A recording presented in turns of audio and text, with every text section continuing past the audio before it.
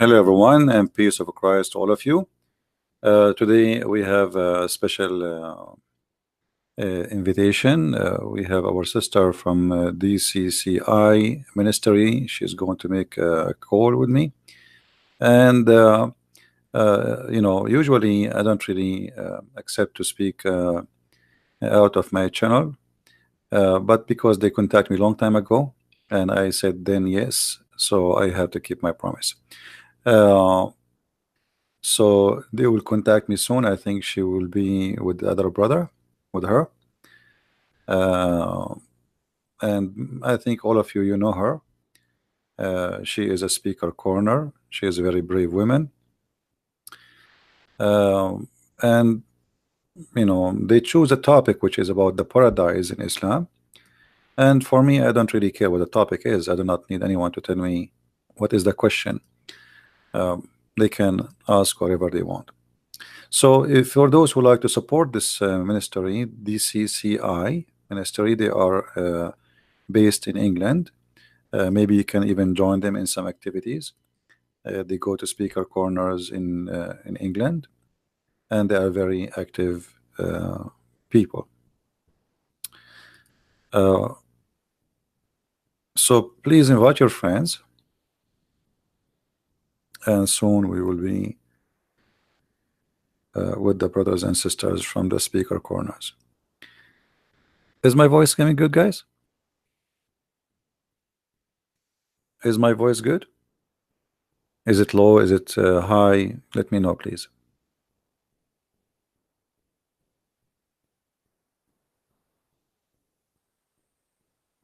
Yeah, always support the good ones. You do not need invitation, right? I mean, when you see somebody doing a good work, you do not need somebody to tell you we need to support them, right?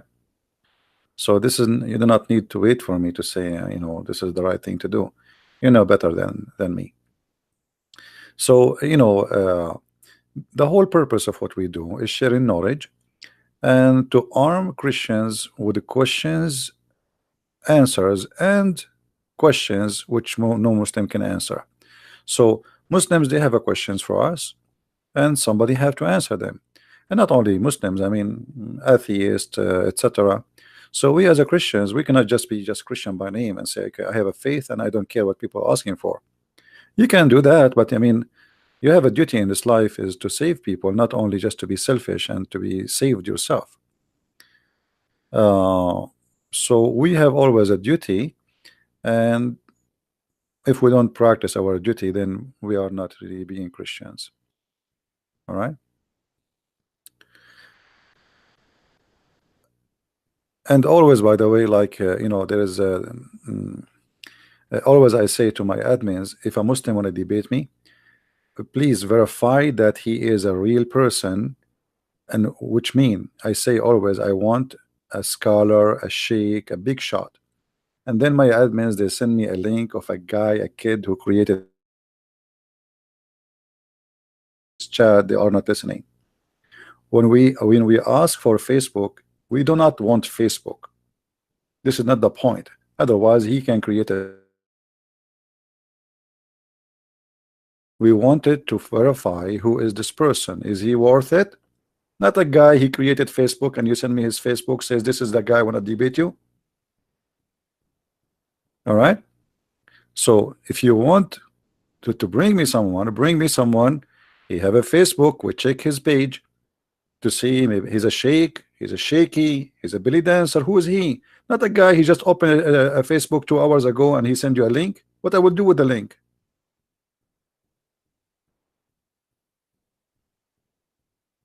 My voice is cutting out. Okay, let me switch my my internet. So and that make it kind of hard. Okay, what about now? Is it better now?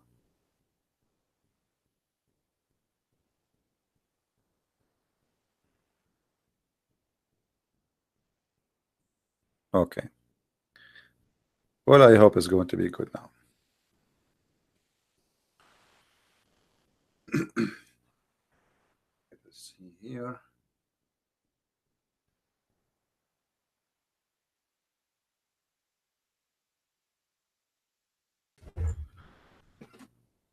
All right.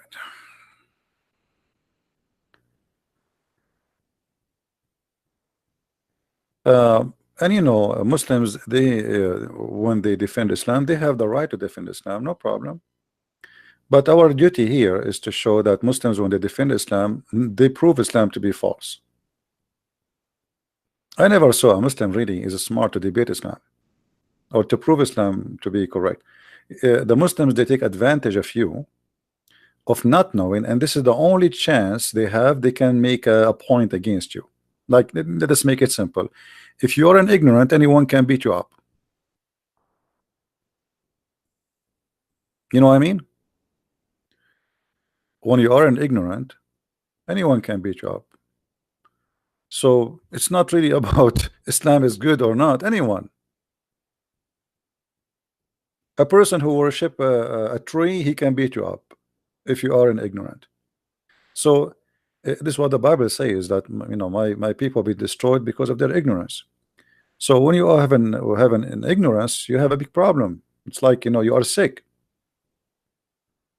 and we need to fight ignorance. This is the problem. The whole world is suffering from that. People die because of disease. What disease is? Disease that us, we are ignorant about how to fight it. You know, not long time ago, people used to die by flu by millions. Almost the whole earth was demolished by a flu. It's just a stupid flu.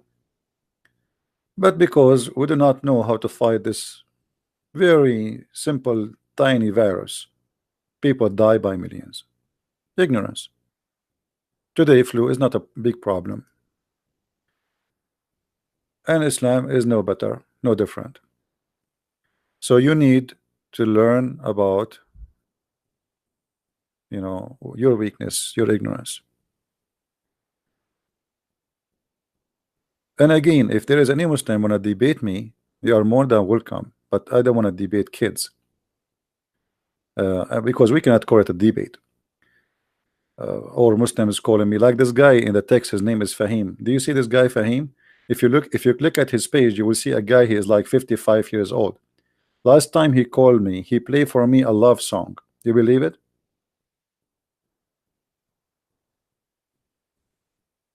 I mean, if you click at this guy image, he is maybe 55, 60 years old, and he called me, he played for me love songs. So we don't want to waste our time with kids. So when we say a Muslim want to debate me, give us your Facebook to verify, not that you have a Facebook, as some of our my admins, they think like I'm asking for a Facebook. I'm not asking for a Facebook. Facebook is just a way to see who is he, not a guy who made a Facebook 2 hours ago and you sent him to me. We need to be sure that this guy, he claimed to be a big shot, like he is Zakir Naik, he is Shish Kebab, he is Shabir Ali, you know, not a kid. He made the Facebook 2 hours ago and you posted for me.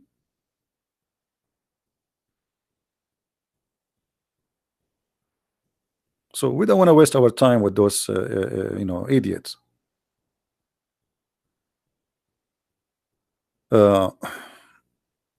Otherwise, all Muslims are welcome to you know, to prove Islam to us. All of the Muslims. But I don't want to waste your time. Explain 48:9. Okay. There's nothing out of the topic, you know, but because today we are like we are a guest, I don't control the topic. I don't know what they will talk about. We will see. Their title says Paradise, so I don't know. We will see.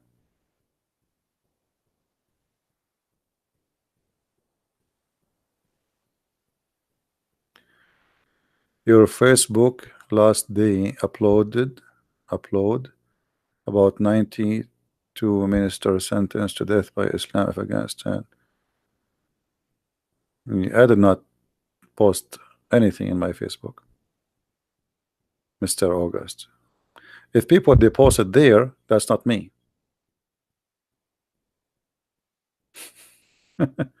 It's not me who posted.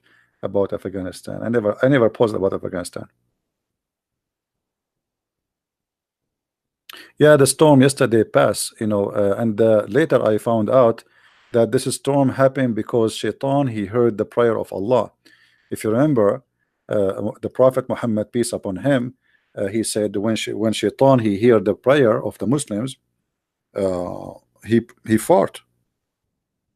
And looked like there was a lot of Muslims yesterday were praying very hard, and Shaitan was farting left and right and right.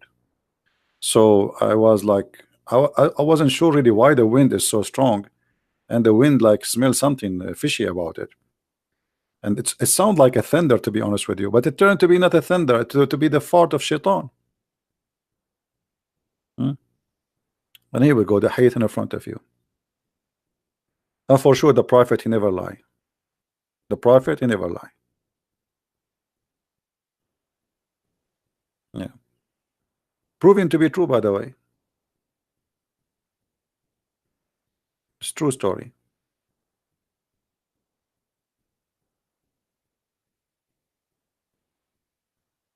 Anyway, guys, invite your friends. We are waiting for our the team from the speaker corner to call me, and we will go from there. And don't invite me to speak on your channel, please, because as I said, I don't like interview style, and I told them already, don't interview me, don't ask me questions about myself. I am no one. Did you watch the movie? It's called My Name Is Nobody. He abundant love, Arabian Prophet, he lied. He says the earth is flat. Me said I said that. Hello? Hello, peace of Christ be with you, sir. How are you? Hey, sister, peace of Christ with you. So you are on our live stream. All right. I'm just going to ask a very practical question. Are you okay to be recorded in this live stream? Oh, for sure. Okay, because we do have lots of issues with YouTube. People who comes our live stream complains about their privacy. So therefore, I am asking you if you are okay to be recorded. Well, why somebody want to come and live stream, but he don't want anyone to hear him? I mean, I know. No, they want to be heard, but in somehow towards end, soon after our video finishes, YouTube sends a message to say you recorded the people who didn't want to be recorded. Yeah, so right. No, therefore, I am you asking can record you. me 24 hours, 7 days a week, no problem. How are you, sir? I'm fine. Don't call me sir. Why you call me sir? I don't know you that much. Yeah, this is the first time actually. This is the first time we talk. You know, you text me before, but we never talked before. I mean, yes. Yeah. I don't know your favorite color. Do you have favorite color? I like the color which Prophet Muhammad he like only. Green. No, Prophet Muhammad he like red. Okay. I'm just joking. Okay. I am disappointed to hear that you are taking Muhammad as an example. No, I'm not taking him as an example. I'm just joking. You know. I know. All right. So I'm just trying to share you on my live stream. So. All right.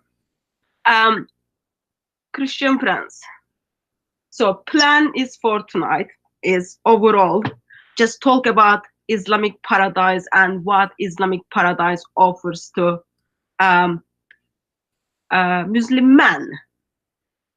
Are you okay with the topic? Sure, anything. You know, you do not need to tell me what the topic. Just ask me the question. What do you want? You are not as kind as me. Yeah, anything you want. Just ask me whatever you want, and I will be happy to answer. Okay, so I read your books. I think it was last year on sex and Allah. Mm-hmm. I must say it was sadly very funny, but it was sad because life of Islam looks very funny, yet it is sad. Yeah. So why did you write those two books? Well, you know, people needed, you know, I always do what people ask me for. So I noticed that people, they are asking for some reference in their hand, and you know, this is a book specified, like the specialty about it. It's about sexuality in Islam. So anyone wanna do research, even if you want to do academic search, he will find a great reference about this topic in such two books. So now you do not need to go through like tons of books to find some restaurant, like some reference. So you know, I made them easy, and I did not put everything there. I put what is enough to prove a point. So I've done something very practical. I am not Arabic speaker. I am from Turkey. All right. And I went to mosque and I took your book with me. I think it was volume 1. All right. And I wanted imam from the mosque to just tell me what was happening in one of the hadith. Mm-hmm. It is the hadith when wife is beaten, her skin is greener than her dress, and Muhammad says you need to sorry for the language, taste. I will say it, don't say it. Taste her. Yeah. You have to taste his juice. Yeah. Yeah, so I took that to mosque, and imam told me actually that's not in hadith. Really? And then I was asking, are you sure? And then he said, no, it's not in hadith. I found the Arabic version hadith and I took the physical copy to imam. And he started telling me, actually, that is wrong translation. Okay, what is the correct translation? So correct translation was actually supposed to be if just a marriage, not the zawaj. Word is zawaj. What zawaj? So he told me there are two words in Arabic. One of them is nikah, other one is zawaj. Mm-hmm. And he told me the word which is in that hadith is zawaj. What is the word he says it is zawaj? What is the word he's saying? Marriage. It needs to be marriage. So he's just simply saying, go and marry with this guy to go back to your first husband. Well, we can go right now and we can read the hadith. Let us go there. And I will use the Muslim translation. Yeah. So they will not say, you know, he is using his own translation, right? I mean, there's no excuse after that. This is the hadith I'm going to share. I can send you the link actually in Skype. I don't know if you can open it there. Let me share it with you. Okay, I'm not very good with technology, so you need no to problem. be. I will kind. read it. I will read Be it. kind to me. Yeah, it's okay. Don't worry. It says here, Rifa divorced his wife, whereupon Abu Abdurrahman, etc., married her. So there's a guy, he divorced a woman. His name is Rifa. The other guy, his name Abu Abdurrahman, he married her. One day, this woman, she came to her to Aisha, as she complained that her husband had beat her until he made her skin greener than her clothes. And then Muhammad, he came and he asked what's happening. So she said to him the story that her husband did beat her. Then Abu Abdurrahman, he heard that she went to Muhammad. So he came and he found his wife. She went to Muhammad. So he came with his two sons from the another wife. So this is two sons he have from different wife. And then she said, which means the wife, by Allah, I have done nothing wrong to him, but he is impotent and he is useless as this to me. Holding her fabric, which means this guy, he cannot have sex. Holding, showing the fringe of her garment. Abu Abdurrahman said, by Allah, I can't satisfy her, but she is disobedient and wants to go back to Rifa. Allah Messenger said to her, if this is your intention, then you know that it is unlawful for you to this is the Muslim translation, not my translation, to remarry Rifa, unless Abu Abdurrahman had sexual intercourse with you.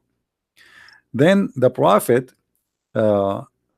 said, he saw the two boys of the Abdurrahman and he asked him, are these your sons? Abu Abdurrahman said, yes. The Prophet said, you claim what you claim, which means the guy, he cannot have sex. But Allah, by Allah, those boys resemble him as they resemble the crow. So this is one of the hadith about the story. Yeah. So what Imam told me was, where it says, Abdul Rahman has had sexual intercourse with you, that means actually when he marries. No, actually in Arabic it does not say I know. sexual intercourse. In Arabic it says until he tastes her juice. Here we go. It says So, حتى يذوق عسيلتك. And anyone who speak Arabic, you can see in my screen here. So we are not lying. That's what it says. It did not even mention the word intercourse. It says until he tastes your juice. Now we can go right now to the Arabic dictionary, Arabic English dictionary, and we see what the word asila. yeah, so that's what I did. I went to I took the picture of Arabic dictionary, and then I showed it to Imam. But Imam was like still shouting and screaming at me. I think he thought that was like speaker's corner. He was shouting and screaming at me to tell me why I am making Muhammad look bad. Yeah, this is the only way to run away from the. Yeah, here we go. I put it in the screen. And then the ones who can see my screen, I just search for the word asila. This is Islamic website, not my website. This is the word asila. And it says asila mean orgasm. As simple as that. So the Prophet says, he did not say until you have intercourse. He said until he tests your orgasm. Okay, that was polite way to put it together. Anyway, so if anyone hasn't read the books, guys, read the books, memorize them, take them to mosque, challenge the imams, challenge the Muslims. It's very funny because some of the things they never read it, and when they read it in somehow it just makes them. Did you see what is written in the cover? Sex and Allah. Yeah, in the cover, and the verse in the cover. Oh yeah, that's the 5566. Yeah. Restrain whom. Yeah. Do you want me to read it? My English is very bad. I mean, this is alone is a disaster. What kind of a religion? What kind of religion? This God, he described what is inside the women private part, you know, to make us believe in it. You don't need to be genius to answer that question. It's called Allah. Yeah. But that's different topic. Yeah. So anyway, just wanted to say thank you very much for these works. They are very, very helpful to Christians. Also, it is very helpful for Muslims who never even bother to think about what their religion is teaching. But as I've been harassing you for a long time now, I want you to kind of just tell us a little bit about what does Islamic Paradise is offering to Muslim men when it comes to men or when it comes to boys. You see, first of all, if we ask ourselves what is the word paradise is coming from in Islam? I mean, the God of Islam, obviously he is not God, because he mixed between what is heaven and what is a garden. As an example, if we go to the Quran and try to find the God of Islam is speaking about heaven, suddenly we will find that Allah, he speak about the Garden of Eden. Garden of Eden. And that is all over the Quran. Chapter 9, 72, chapter 13, 23, chapter 16, 31, 18, 31, 19, 61, 35, 33, 38, 50, 48, 8, 61, 12, 90, 99, 98, 8. So all of this is speaking about the Garden of Eden. But how the Garden of Eden came to be in the heaven of Allah? This is showing us that the one who wrote the Quran, not only he is an idiot, he is ignorant, because the Garden of Eden is not supposed to be in the sky. But in Islam, suddenly the Garden of Eden is jumping to be in the sky. And here, if you look at the heaven as an example in chapter 18, verse number 31, you will see how silly this heaven. I know you want to know about the boys, but we want to give introduction to those people who they are trying to understand. If you go to that verse in 1831, you will see it's speaking about that Allah will give me a bracelet of gold, and I will wear a green silk clothes for eternity. and I will be laying down in a couch, and I will have a pillow underneath of me. Okay, so if just a moment, green is not your favorite color, so your favorite color is red. What are you gonna do? None of those actually is my favorite color anyway, but I'm just joking with you. But in here, like, scope the argument. You see, If you see, this is the good thing about women. You know, like women, they want to know what the color you like. This is not my topic. Focus with me in the heaven. So the heaven is of Islam. It is very silly. Very silly. What kind of God he promised me? A bracelet in my hand, and I am a man. Why a man when I wear a bracelet? A bracelet of gold, and then I will wear a green silk clothes all my life for eternity. How boring. And not on and he is trying to tempt me, and he say he will be reclining there. I mean, how silly is that? So what does that mean? I mean, this is so here you notice that Muhammad is making fun of us, insulting our intelligence, believing that we are a bunch of fools, and we will believe in such a religion because he promised us a couch, and he promised us a green silk and a bracelet in our hand, and we will have open buffet. Now, if you go to the boys in the heaven, or let us say what Muslims they call them ghulman. First of all, the word ghulman, or I don't know if you know what ghulman mean. What ghulman mean according to your knowledge? Do you know? I don't know, but can I make a comment before you move to that on Surah 18 verse 31? Go ahead. So my understanding was, of course, I'm not expert. My understanding was Islamic paradise is where men are going to meet with all their desires. Yes. Okay. And I haven't met that many men, but I come across only few men who would be happy with green. So if their desire is not green, do you think they have right to ask Allah if they can change the color?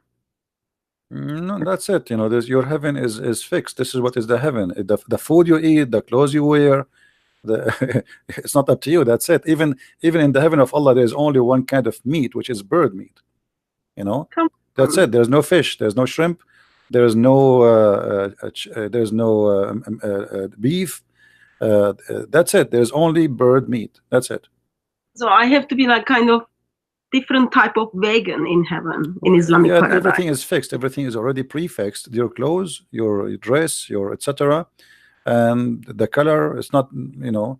And the funny that Muhammad, he says whatever they wish, but yet he is telling us exactly what we will wear. You know, what is the wish in the story?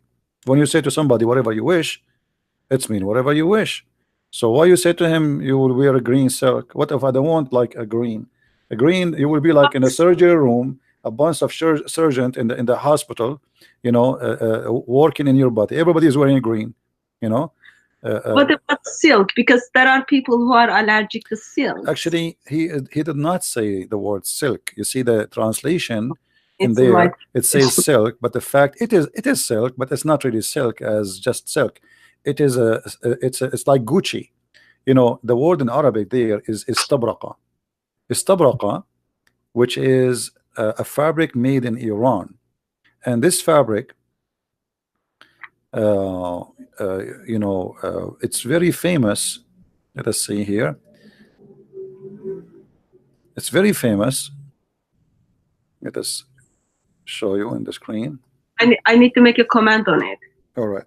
So the it's a fabric. It's like now you say Gucci, you know. So in the time of Muhammad, if you go to chapter 55, verse number 54, it says that Allah will provide them with couches lined with silk brocade, and this is the same kind of clothes they will wear. So this is a Gucci at the time of Muhammad. Like there was a very famous name of a fabric made in Persia. Muhammad promising his followers, you will get that, which like saying today, you will get Gucci. So obviously this is proving to us that Muhammad is a false prophet again, because imagine God, he promised me Gucci. This is literally, imagine I say to you in a book now, I am a prophet, and my God will give you Gucci. He named it as Gucci. He did not just say, he did not say silk. He said istabraqa. Istabraq is a Gucci at that time as a brand of a fabric made in Iran. Okay. So what does it say to you about Sunni Muslims? Because Iran is a country where Shia Muslims based. Yeah, no, but So, this has nothing to do with Shia and Sunni. I know, but now Shias took over. So if Muhammad is pointing them, remember Muhammad is like, knows everything, he's very good guy, is pointing people to Iran. Maybe there is something we can think. I believe Muhammad, who worked in trade when he was working for his wife, he knew about this fabric, which is very expensive, and only rich people they can wear it. So Muhammad, he promised his followers that they will in the heaven, Allah promised them Gucci. So it's not about the Persian as much, it's about promising them the most or the best he have in his time. People heard about it. I know, I was trying to make a joke, but that didn't go well. Yeah, it's okay. Anyway, Don't worry. So okay, sorry, I had to stop you there. You were gonna go through the boys. Right. I'm asking this because so I have brothers, lots of Christian brothers, and they are asked a lot to convert to Islam. I'm just like trying to find good reasons why a Christian man should not convert to Islam, because it is attractive to have 72 virgins and you can do whatever you want to do, but there are also some negative side of being man in paradise. Therefore, that's why I'm asking this question to you. You know, first of all, if somebody want to convert to a religion because of sex, I mean, go and convert to Las Vegas, and go and convert to go to San Francisco. No, Las Vegas is expensive though. I checked the tickets like a couple of months back. No, the Islam is expensive too. You will spend your life bending upside down, and you wake up early in the morning and you bend down, and then you have to do Hajj, and you might die there. People step on you. 5,000 people last time they were killed. You get diseases, you get all kind of viruses. People kissing the black stone, licking the black stone, all the bacteria and the virus in the world, they come with it. And then you drink the water of Zamzam, which is full of arsenic, which is poisoned, and then you go back home and you will go bingo, you are dead if you survive the Hajj. Now, on the top of that, you spend a lot of money to make Allah happy.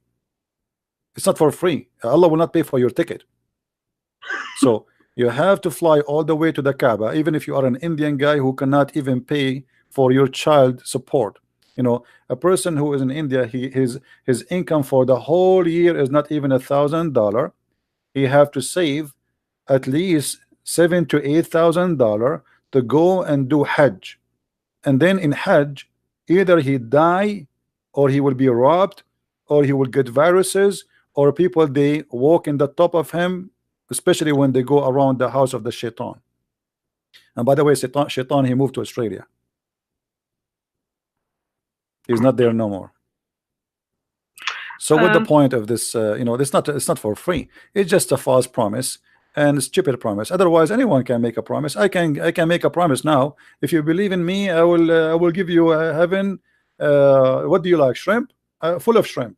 You know, I will give a promise to everyone fit with his what he like. You know, I can make a better deal than Muhammad deal. People like sex. Okay, a lot of sex, as much as you wish. What do you like? Like art? I will give you a better than Muhammad deal, because Muhammad he forbid art, forbid drawing. In the heaven of Allah, I will give you unlimited paint supply to paint for the rest of your life. So if about promises, if I am a fool and anyone he make a promise for me, I will believe it. That's mean he is a fool, and the fool, nobody can stop him from converting to foolishness. Go and convert, who care? But the question is, if Allah is a true God, why he need to promise me such a silly, stupid promise? Because this is silly and this is stupid, and this is not even a human. We are not a bunch of animals. We are just made. We are made to be sex toys. Same time, what is the point of having sex? Like Muhammad, he speak about 70 years orgasm. So what the difference between 70 years orgasm or 7 minutes? Why it have to be 70 years? What about to make it 700 years? Maybe it's better 700 years. So obviously the promise is foolish, and only foolish can believe in such a promise. And if somebody want to be foolish, go and believe in whatever foolishness you want.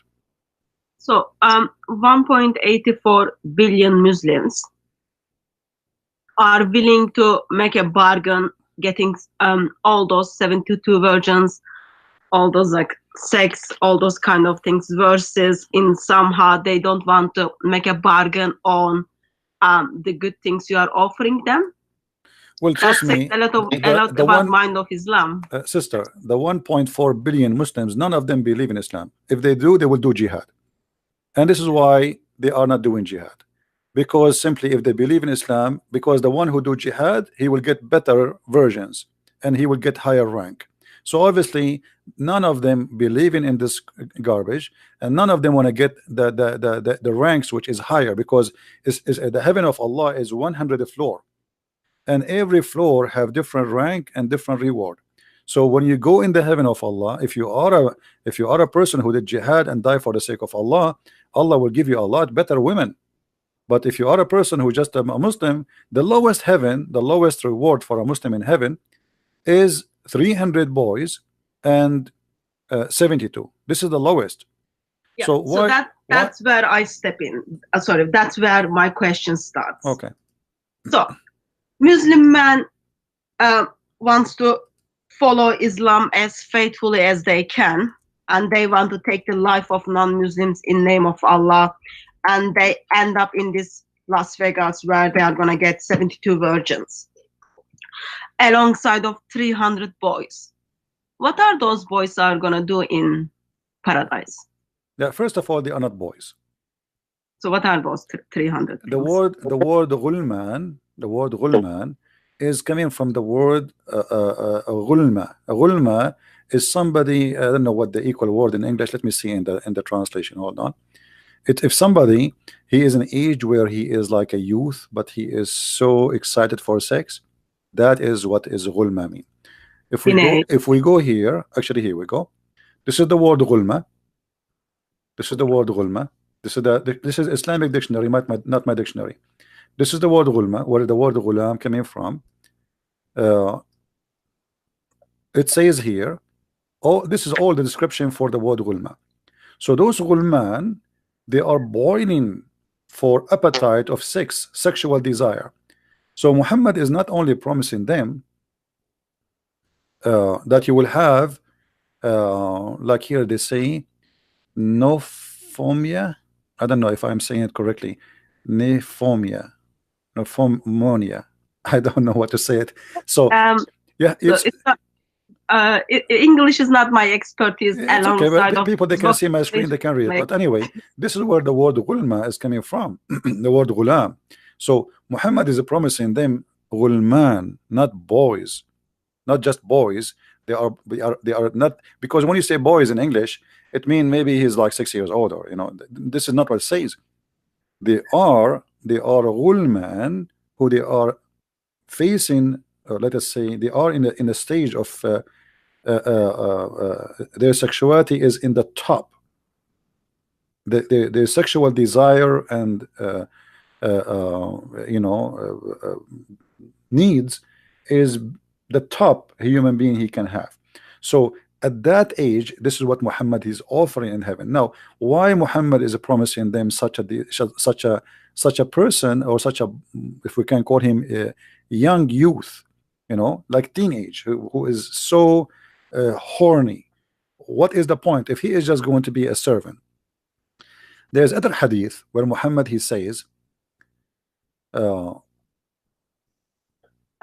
you've got 300 of those boys. I'll call them boys because I can't pronounce that Arabic word. And also those of, if anyone is eating, it will make them sick. Actually, the number, hold on, the number is not really 300.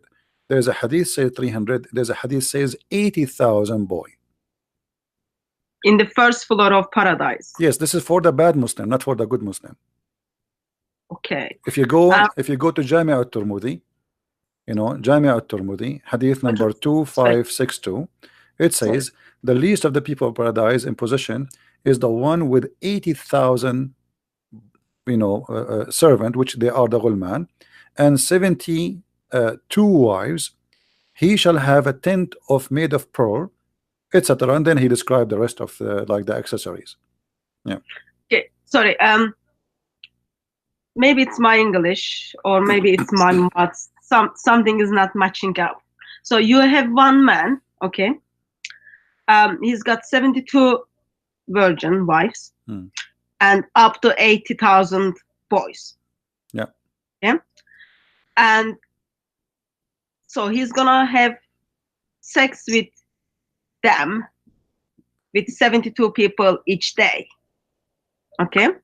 So one day is 24 hours divided 72.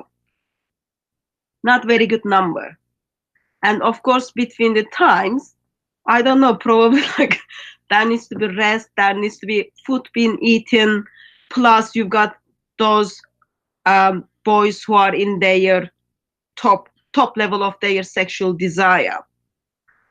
Is it my maths is not matching here, or there is like something else going? No, here actually there's a lot of like stupid promises Muhammad he made, because remember we just mentioned that Muhammad he promised the Muslim he would have an orgasm of 70 years.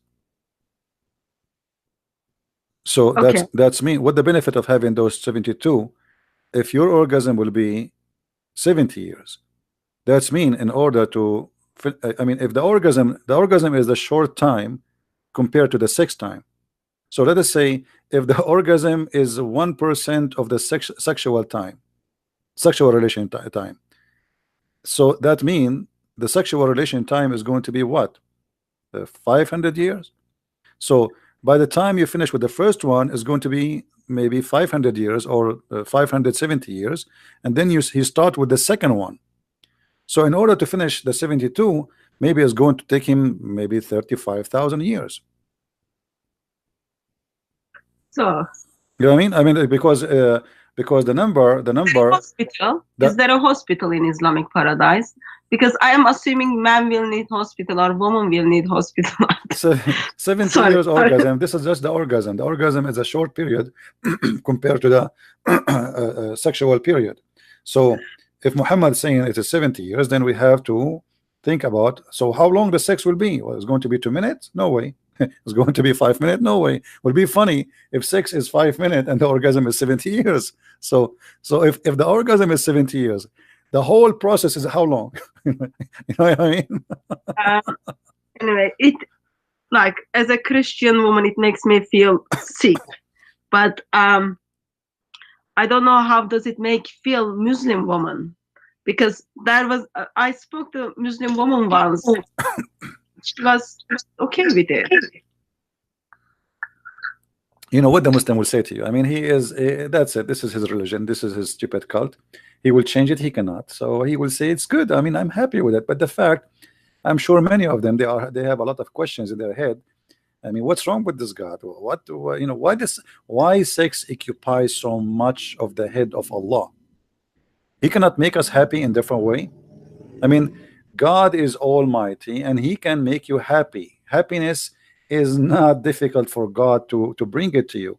So if happiness became just sex, then this God must be a sexual God, because he concentrate. If we go and read in the Quran, the only promises is either about gold, silver, clothes, food, and sex. And sex will take a big portion of this heaven. So everything is about the belly and down. There's no heart, there's no love, there's no, you know, what about God created Adam and Eve? So the logic is, if God will provide us with sexuality, then well, one man and one woman, because God, he did not create Adam and 72 Eves or 72,000 Eves. So if this is what God he did in the beginning, why he would do different in the end? It doesn't make sense. So Muhammad, he was trying to tempt his men to die for him. Go and fight and die. And the promises is so cheap. I mean, talk is cheap. I can promise you heaven as you wish. I can promise you the biggest, even Muhammad, he promised a guy that he will have a corner lot in heaven, and he in exchange of his palm tree farm. So Muhammad, obviously, he is a good bargain person. Actually, even the Quran describe Islam as a bargain, as a business. Muhammad, he says, shall I, his God told him supposedly, shall I lead you to a bargain, a business, you know, which will bring you to Allah, and get a great reward? It's a bargain, you know. So why Allah he consider believing in him as a business, unless he So, is doing a business? Muhammad is a businessman, and he is saying to them, Allah is a business too. You believe in him? Here we go. Read chapter 61, verse number 10. Oh, who you believe, shall I show you a commerce that you will save you from painful doom? It's a business, it's a trade. You give Allah this, he give you Allah that in return. so let me go back to my Christian brothers who might think it's good offer to buy Islamic Paradise or get the Islamic Paradise. And some of those brothers are married. Okay, so let's say they end up in Islamic Paradise. What are their wives going to get it? If, sake of the argument, their wives made it to the paradise, are they gonna get 72 virgin men? Because equality is important, you know.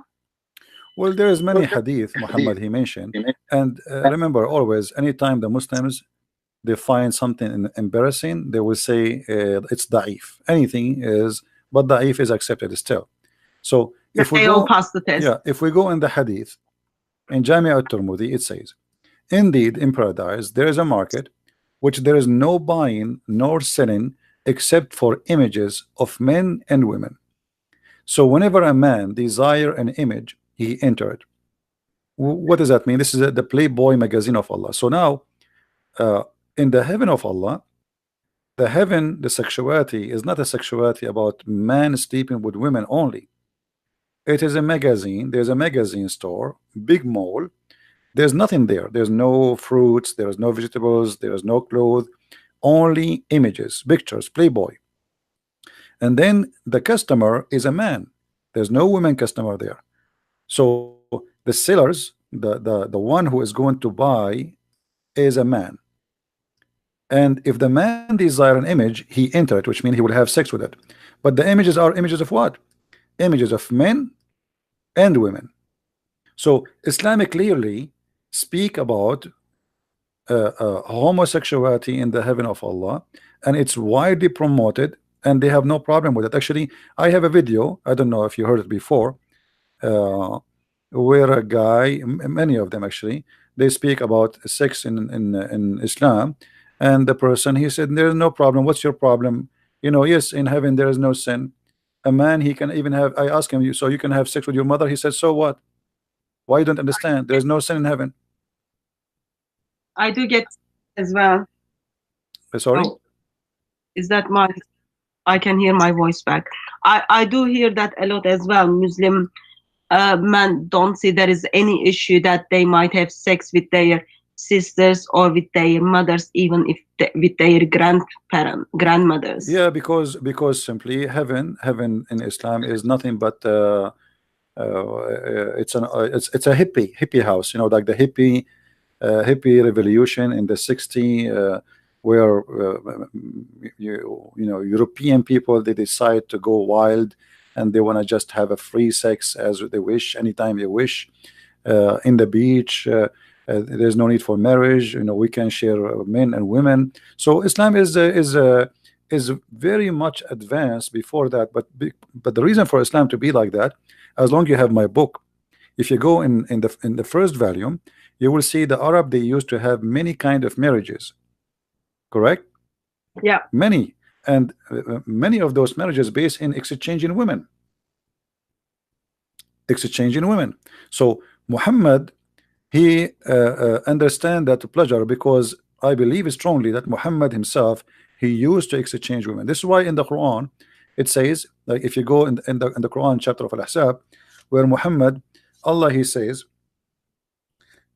supposedly Allah said to Muhammad, not Muhammad saying it to himself, that any woman, she want to give herself to the Prophet so he can have sex with her. And then Muhammad, after that, in verse number 52, it says, it's not allowed for you to change or exchange. This is the translation the Muslims they have. So how you can exchange women? I mean, how you can change a woman? You see here, it did not say divorce. He says you cannot change or exchange. Exchange in Arabic, to beddel, there's a huge difference between divorce and change. Divorce, she's gone. You know? I'm not that much surprised on that, because isn't it the same God who tells when husband doesn't need his wife anymore, you can marry him? So in the mind of Allah, human beings are an object which you just buy it from the shop and you can turn it and give it back. Yeah, but here the idea is why the Quran is saying to Muhammad, you cannot change or exchange. But here, like this is Yusuf Ali, I will read it for the Muslims, and I'm not using my translation. It is not lawful for thee, between two brackets, to marry more women after this, nor to change them for other wives. How you can do change other way? You see, it's not allowed for you to marry more women, nor to change them for other wives. What was happening here, obviously, that Muhammad at that time and the Muslims, they are practicing a change in wives, and changing wives is not a divorce. Changing wives is you take my wife, I take yours for a period of time, and this is what the Arab used to do before that. So Muhammad, obviously, he still enjoy changing wives, the same as the Arab used to do so. This is why when a Bedouin man, he came to Muhammad and he said to him, give me al-Humayra, you know, the Aisha, they call him the blondie. So Muhammad, he said, but she is the mother of the believers. Muhammad, he did not take his sword to fight him, and I am the prophet, I will kill you. No, he was, it's okay. And then Aisha, she said to him, who is this guy who can say such a thing to you? Muhammad, he said, he is a fool we have to obey, which means if he insists to take you, he will, and I will give you to him. So sexuality in Islam is beyond just it's not just like you know, heaven and even in earth. I mean, is earth is different from heaven in Islam? All of it is about sex. Let me ask you a question. I'm guessing you've been Christian long enough. How, may I ask, like, how old are you? Are you like in your 30s, 40s, 80s? I'm very old, even you know. Okay, I'll think you are in your 70s. Yeah, 80, 90, can say. Yeah, I'll go with 70s. Okay. For last 70 years, how does it make you feel as you read these verses as man, and hearing Allah does give you right to exchange your wife with someone else's wife? Well, first of all, here you see always the story have two sides. There's the guy who will take the wife, and there's the guy who will lose the wife. So Muhammad always the one who will take the wife. You see, you remember the story where Muhammad, he took the wife of his own son, right? Yeah. So in the story, Zayd, he is younger than Muhammad, and Muhammad is the old guy, but yet the younger is the loser and the older is the winner. So Zayd, he been forced to divorce his wife, so Muhammad, he can have her. So age will not change the fact that everything in Islam is about a winner and a loser, and always Muhammad have to be the winner when it's come to sex. You, even if you are the son of Muhammad, you are not safe. Your wife is not safe from him. And even Ibn al-Arabi, in the interpretation, they says that Ibn al-Arabi, he said, if the prophet, his eyes fall into a woman, her husband, he must divorce her immediately, so the prophet, he can have her. So Muhammad, I believe, in certain point, his reputation became so horrible, and he wanted to fix it to make it look like, okay, you know what, I became a good guy. I'm not going to exchange wives no more. I'm not going to be the playboy, you know me, anymore. So In the chapter of Al-Ahzab, after he made the verse where it says that any Muslim woman, she can give herself to the Prophet so he can have sex with her. After that, Muhammad, he came, oh, okay, you know what, Allah, he told me after that I cannot change women, because people, they start talking about what kind of a prophet this prophet is. And that's why, if you remember, Aisha, she said to Muhammad, Inni ara rabbuka yusari'u ila hawaka ya Muhammad. I see that your God, he rush into your desire, Muhammad, sexual desire. Now, why Aisha, she said that? She is the wife of the Prophet. She is not a stranger. But if Aisha, she is not stupid. She is observing, and she learned that her husband is a sexual predator, and he will use God as a puppet for his sexual desire. So women, they start offering themselves to the Prophet to sleep with him. And Aisha, she said, I felt jealous of the women who offered themselves to Allah Messenger, and said, then when Allah, the Exalted, the Glorious, revealed this, you may differ between any of them as you wish, and take to yourself any you wish, and if you desire any of you have set aside, no sin chargeable for you. So Aisha here, she noticed, oh, not only he made verses that a woman, she can give herself, but now Muhammad, he make other verses saying that if a woman, she don't look good for Muhammad, he don't like to sleep with her, Allah gave him, or he make a verse obviously saying, oh, the one I don't like, I can't say, oh, stay aside, the one I like will come to the bedroom. So Aisha, she said, it seemed to me that your Lord hastened to satisfy your desire. So in simpler way, it makes you feel double sick. In simple way, it make me feel that you know, Satan is exist. You know, because this is what Satan do. You know, I will not make the Satan make me sick, because I know he is what he is, but this is a proof that Satan is there. Because you see, a person who claimed to be a prophet of God, and then he tried to take advantage of his followers, specifically women. Obviously, he is a cult leader. All cult leaders in the world, they share one thing: they are sexual predators. They are going after their followers. So you believe in me, I'm going to sleep with you if you believe in me. And this is exactly what Muhammad did. If Muhammad was a good person, and he is a prophet of God, and the Muslim, they say he is the most decent, good man, then why he needed, he have already 13 wives, so why he needed verses saying any woman, she can give herself to the Prophet? Why? He is short of women, he is short of sex, he cannot find a wife. He have 13 already, and he have many sex slaves, you know, and even his wives, they got him busted having sex with Mary the Copt in their bed.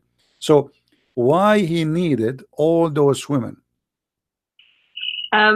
Okay, so Muhammad had lots of wives, he had sex slaves, but still he need extra people to meet up with his sexual desire, and he's offering that sexual desire for his followers when they get to paradise.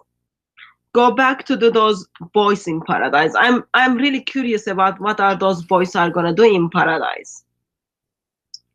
Well, the Muslims, they say that those boys are going just to serve us. But what they're gonna serve with their like all high, I don't know what is the term for that, high level of their ready to have sex desire. I don't know what is the term for that. Let us analyze what the Muslim, they will say to us first. The Muslim, they will say no, they will not have sex with them. They will just serve you. Okay. Now, there's a video on YouTube published by the Dean Show, and the guy who speak there, his name is Dr. Dermelli. I forgot his first name. People, they can search for it. It's called The Description of Paradise, and he says in the heaven, if you wish something, is going to be in front of you right away, which means not the servant will bring it to you. Like if you see a bird in the sky, you say Subhanallah, and the bird will be cooked in a dish in front of you. When you finish eat, there's no dirt, it's gone. So why do you need servants then? This is the question then. So why we need, what servant will do? And imagine, not only that, in the heaven of Allah, your clothes will never go wrinkles, and you will never take a shower, and there's no dirt, and there's no dust, and there's no cleaning, and there's no sweat, and even there's no sperm in some stories they say. So what the servants are for, what they will do? This is the question the Muslims cannot answer. The Quran says that those servants, they will go around them serving them, and they have cup of wine, and then it says la yanzifun, and they will not bleed. Now the Muslim, they say the word bleeding there is about not about bleeding from like using blood, it's about getting drunk. But why the boys will get drunk? It is the masters who will drink, not the boys, you know. So in today's society, servants wouldn't sit down and then eat with their master. I am assuming in Islamic paradise where man doesn't need anything, like they don't even need servant, still they do get those boys. You see, if you watch this video, I encourage people to watch it so they can laugh. The guy, he said you will have 80,000 boys serving you. Now 80,000 boys To one man. and yeah, for one man only. And then this man, if he wish something is going to be in front of him before even he say. So what the boy would do, it is silly, it is stupid, and the Muslims, they try to get away with this promises. At the same time, isn't it, this is a child abuse? Let us say they are youth. But slavery is all right though in Islam. It's all right, yeah. But Yeah, so but those who claim that Islam is a good religion and Islam is have ethic, I mean, where is the ethic in this? Allah will enslave for eternity a bunch of youth, and their job is to serve me a cup of wine for eternity. If they will not have sex, according to Muslims, let us say, I'm going to the Muslims claim, let us say they will not have sex with them, they will just serve us wine.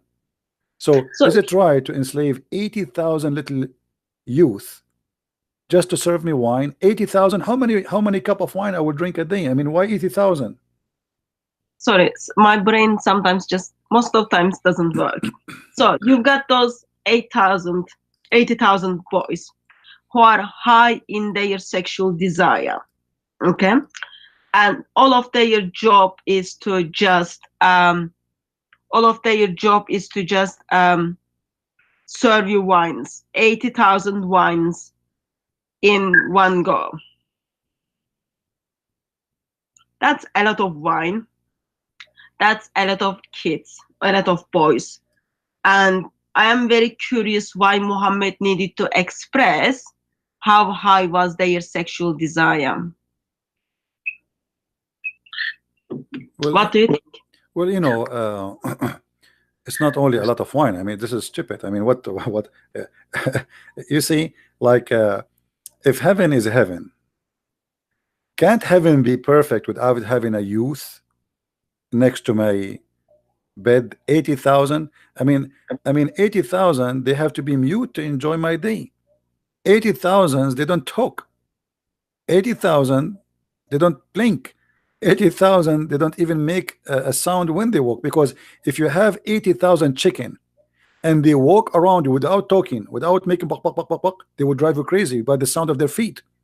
So you have 80,000 youth. This is an army. You can fight, and you can you know, there's some countries until now they don't have 80,000 soldier.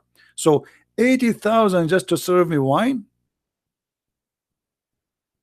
Well, life must be very hard in paradise, Christian friends. You can guess, like having lots of sex for long times, you need lots of drinks, and you need those sexually high boys to serve you drinks. For me, I see it very, very silly, and it's an insult to our brain, like how anyone can believe in such a garbage. I mean, 80,000 little boys, and they are youth, and they are horny, and they will be and not only that, the Quran could describe them, they are white like pearls.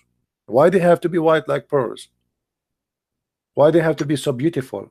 You know what? So obviously the man is enjoying their beauty too. Otherwise, why I need those boys who they are youth, who they are very horny? Why they have to have such a look, such a face, and such a design? It doesn't make sense. But the whole idea is promises is cheap, and Muhammad is speaking to a bunch of Bedouin. The Bedouin, the Arab, they love sex, they love to drink, they love even the Quran. Muhammad himself, he was a heavy drinker, him and Umar al-Khattab and all the Muslims, to the point he became the joke of the town. Everybody, when the Muslims they pray and they are drunk. So Muhammad, after the people start making fun of him, he come with a chapter 4 verse number 43, where it says Allah told Muhammad, supposedly, for sure this is Muhammad, he said to the Muslims, "Oh, who you believe, approach not prayer when you are drunk." So imagine how much they are obsessed with drinking, those Arab in the time of Muhammad, to the point they cannot pray. They are, when they go to pray, they are falling apart. So they are a bunch of drunken people. So Muhammad, he did not forbid that until he himself cannot drink, and then he says the wine is haram. Now here you will see the contradiction. Why wine in earth is bad, and why wine in heaven is good? Especially, I know the answer to this question. Sorry? I know the answer to this question. Would you like me to answer? Go ahead.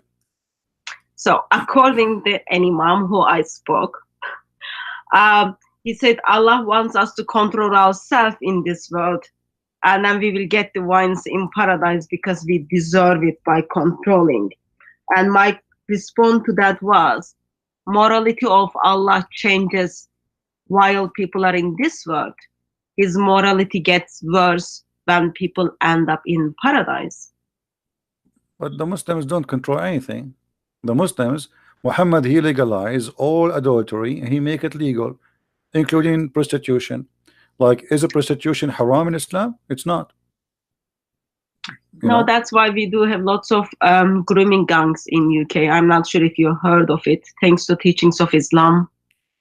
I don't know what is that, but prostitution in Islam, as long you are using your slaves, it is halal. Chapter 24, verse number 33, it says that force not your maids, who they are your slaves, into prostitution if they desire not to do so. But however, if you force them, Allah is all merciful and forgiving. There's no punishment in Islam for any Muslim if he use his slave. She have to be a slave, not a free woman. If he use a slave he own for prostitution, it is legal, it is halal, and there's no problem with that. And the only condition here in the verse it says, force them not if they choose. Which means if you ask her, do you like to do prostitution, and she says, "Hey, good for me," then business is good. However, even if you force them, Allah is all merciful. The Muslims, they say Allah is merciful for them. Okay, but what is the punishment for prostitution in Islam? You see, the verse doesn't say never do prostitution. The verse is so clear. It says force them not to do prostitution if they choose. If they choose not to do prostitution, and if you force them, Allah is all merciful. So where Muhammad he says prostitution is forbidden? Nowhere. The verse is so clear. So same time for the muta. You know the muta, right? Yeah. Let me just comment on that. Surah 24. So in England, it's been almost a decade now.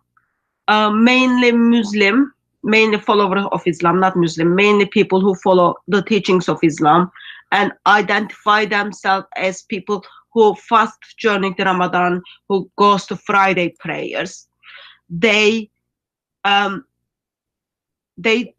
pick those young white British girls, mainly British, and then they use those girls, they sold those girls, and they make money from those girls. We call it, like, it's been all over the news, identified as grooming gangs. But how they get those girls? I don't understand. What they marry them? What they do?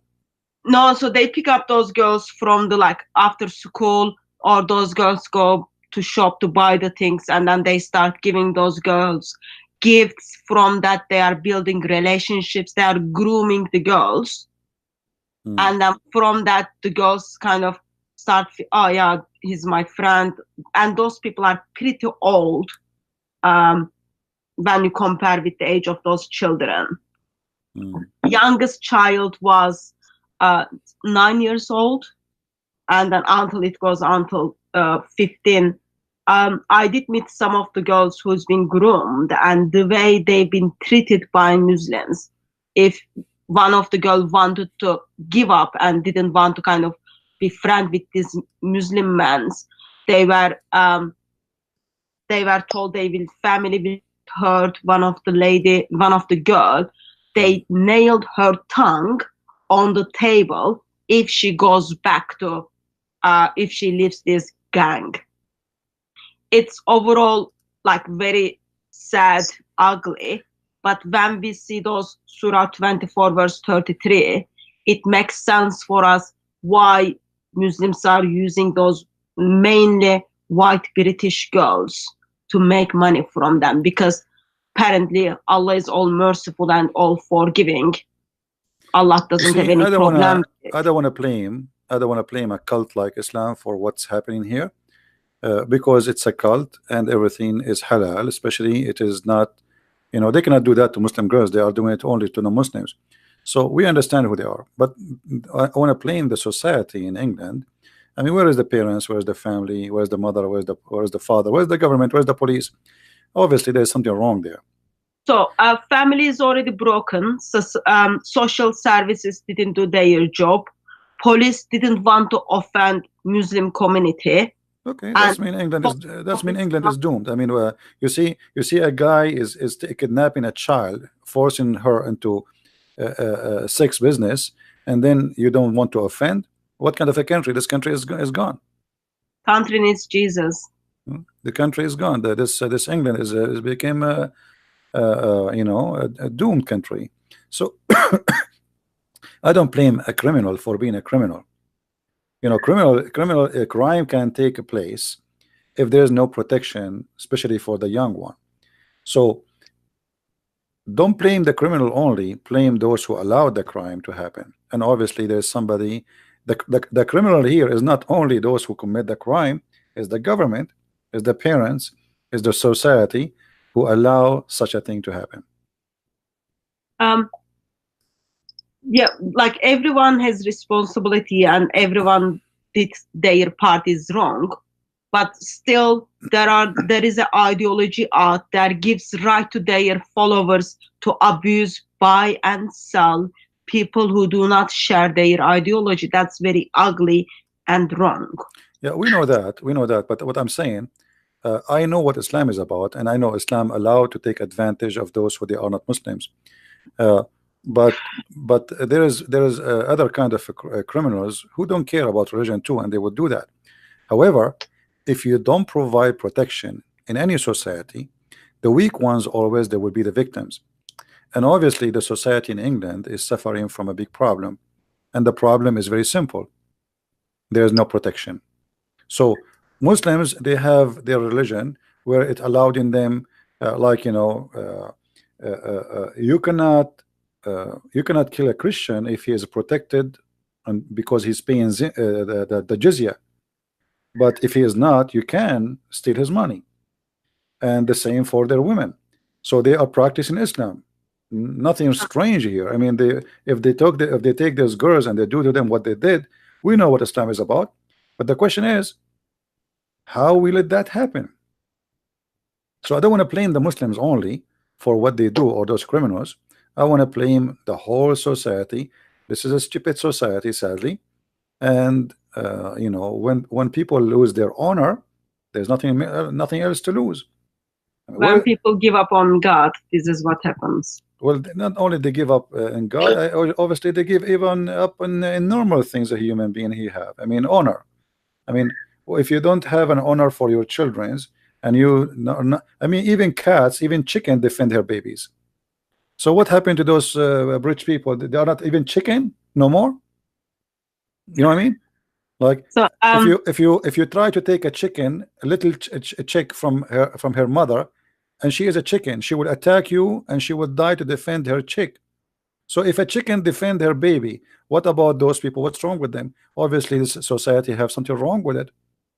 You know, if I have a child or a daughter, and somebody want to do that to her, you know, I will go crazy. I'm not going to let anyone even get close to my daughter.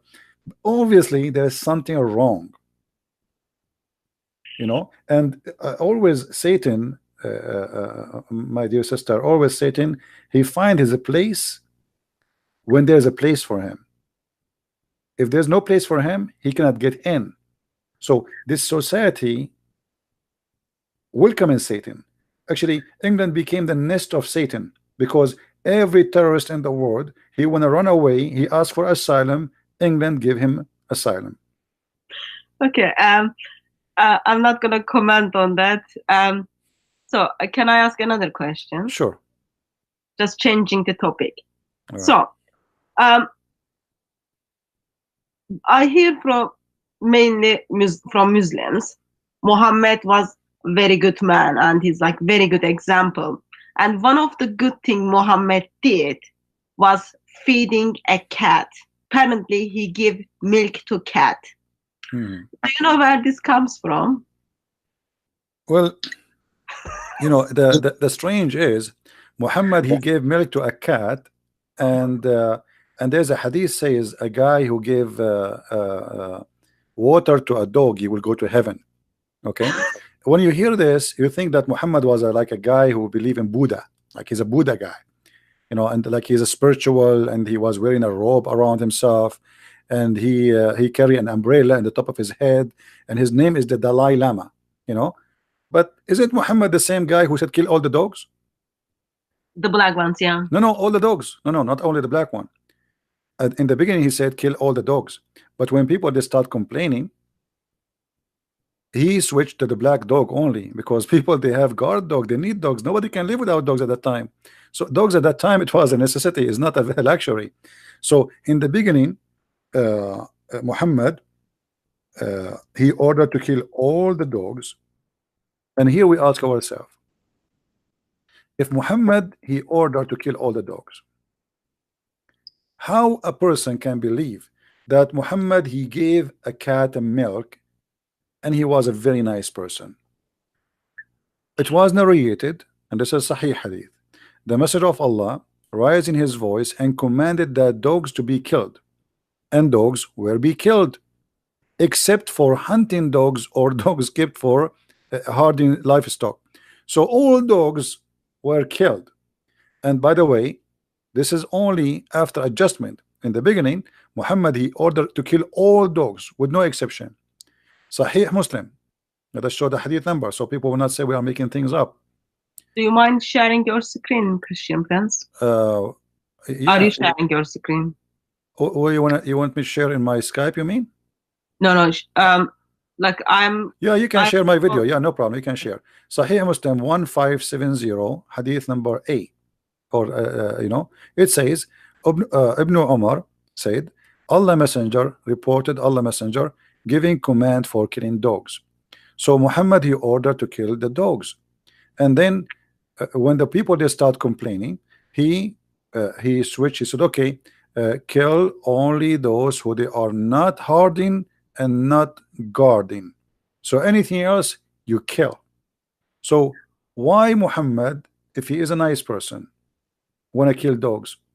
And Muhammad actually he says, if not the dogs are nation like other nations, I will order to kill them all. You know why? Okay. Do you have any pets? Do you have any dogs or cats? No, I don't have. Guinea pig or anything? No, I don't have. No.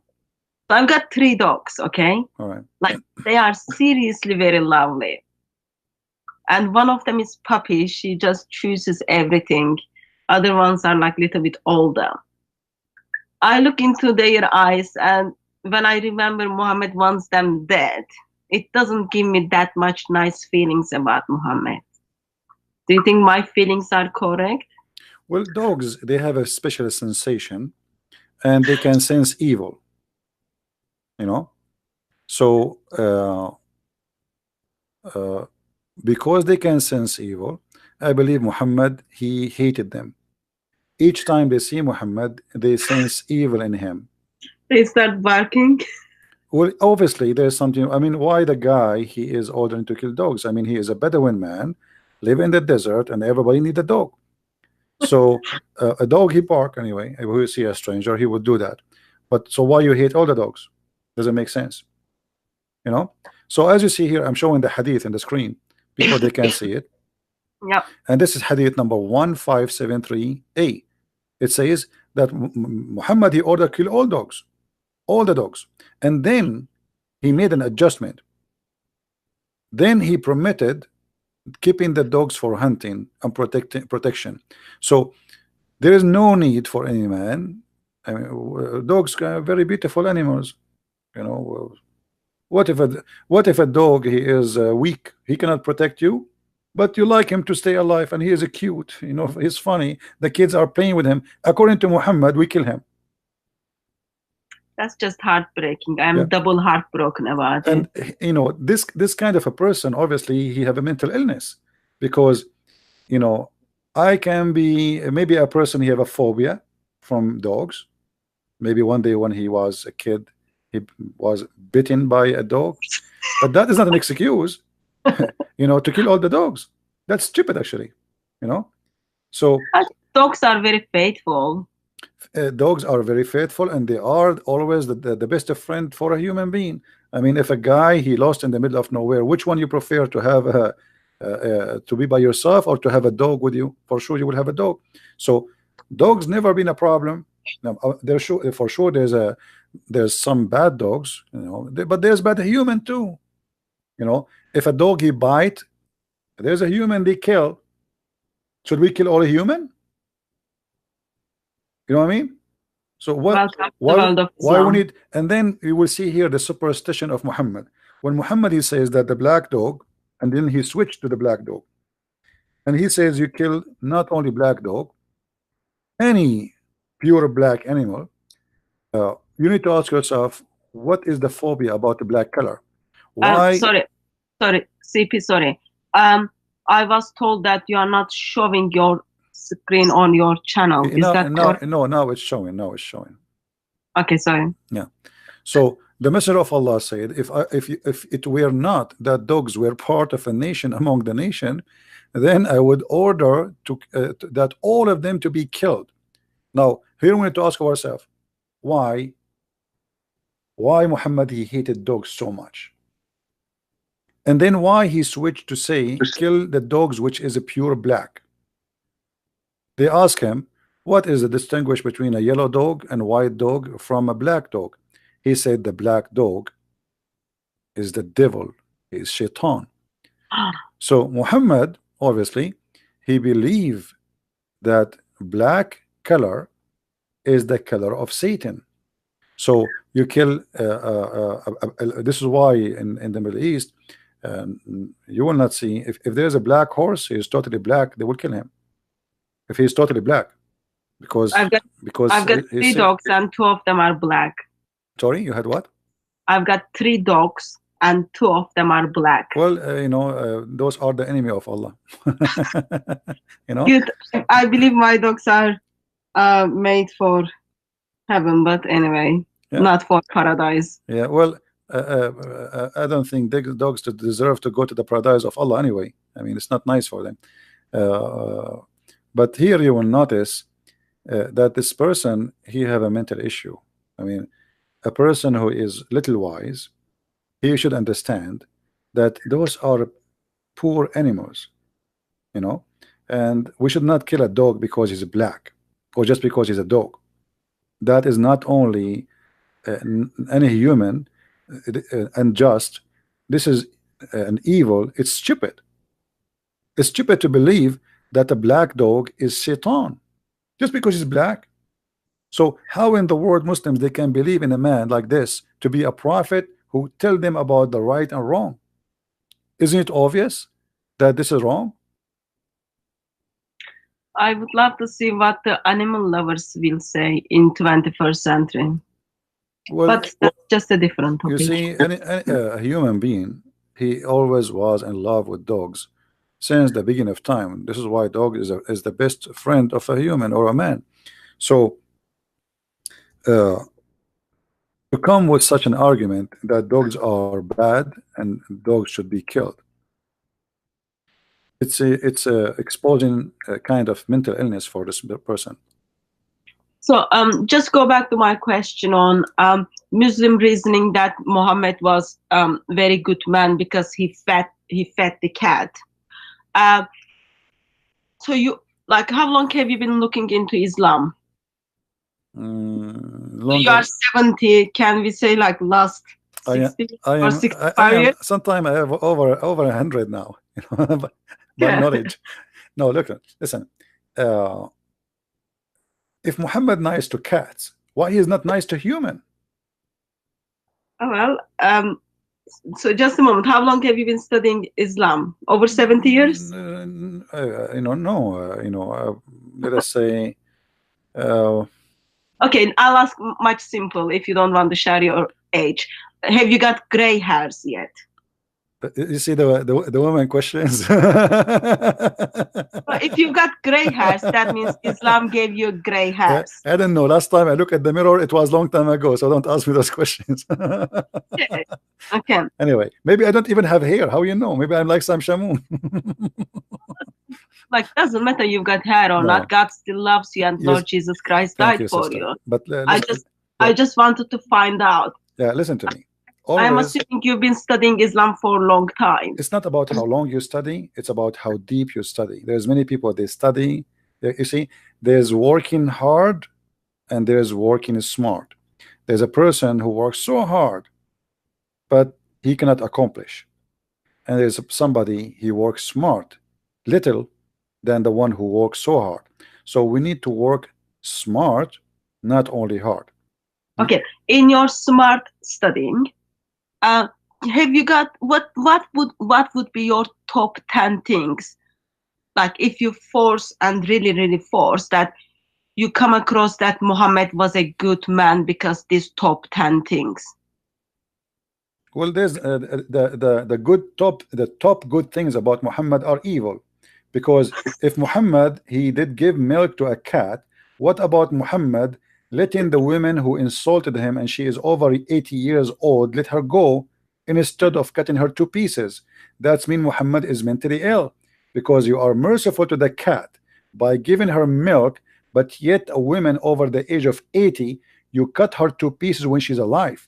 So that is a proof that Muhammad is mentally ill, because this is not a mercy, that's a madness. Like there's a guy who is a king who give his cat a milk, but then he throw you to the cat to eat you. His cat is a tiger.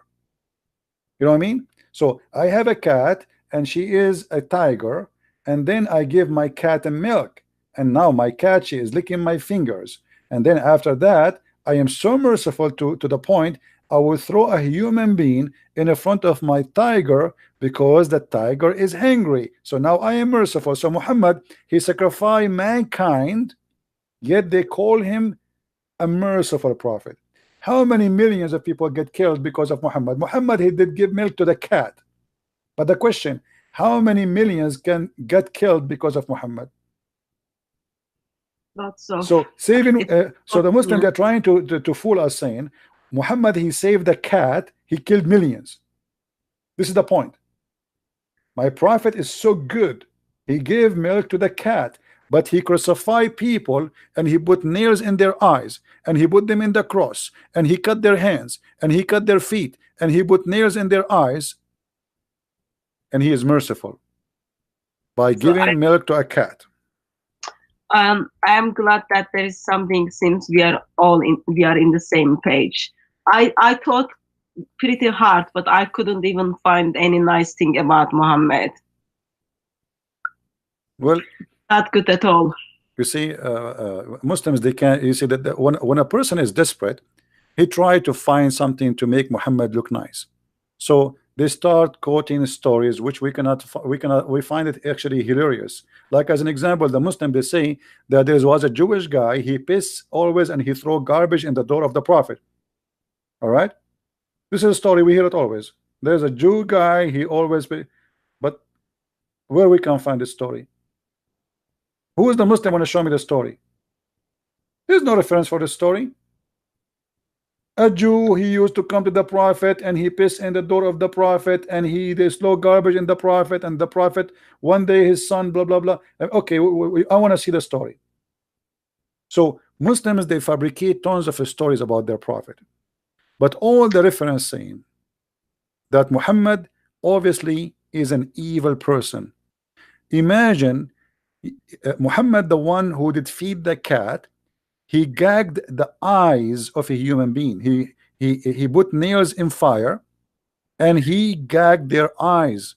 So how he is a merciful person, even if somebody want to be punished? Is that the story where Muhammad made people to drink camel urine? Is that story? Yes, this is the same story. Yeah, this is the same story. But what about, you know, putting nails in their eyes? I mean, okay, let us say somebody, he deserved to be punished, but what kind of punishment will reach out to the point I'm going to put nails, a piece of irons in the fire, and then I will push those iron when you are alive in your eyes? This is a horror movie. Imagine if we can record Muhammad doing that. Very peaceful man, very mercy to the world. So we will make a movie, and the movie showing in the beginning Muhammad giving milk to the cat, and there's a romantic music in the background, and then in the second part of the movie the Prophet is cutting hands and feet and crucifying people in the cross, and then they bring in nails, he heat it in fire and he push it inside the eyes of those people when they are alive screaming, and then he let them die slowly. So here we go. This is Muhammad, who he did give milk to the cat. So you know, I believe Hitler, he used to have a cat too. You know, and he burned 6 million Jews, but he have a cat. Okay, I'm changing the topic. So go back to the paradise. I'm curious about paradise. It's not because I want to end up there, because I concern for Muslims who are hoping to end up there. So we do have those virgins. We do have those boys who are like hyper with their sexual desire. They are serving all those wines, yet they're not gonna get drunk. What else do we have in this paradise? What is paradise is offering Muslim women if they ever make to paradise, since they are not clever enough? Muhammad, he promised that Muslim women, there will be 70 time more beauty. But I find that this is very stupid promise, and I will explain in the screen why this is very stupid for those who want to use their brain. Imagine, let me do this in the screen. We have a woman, her name is Fatima.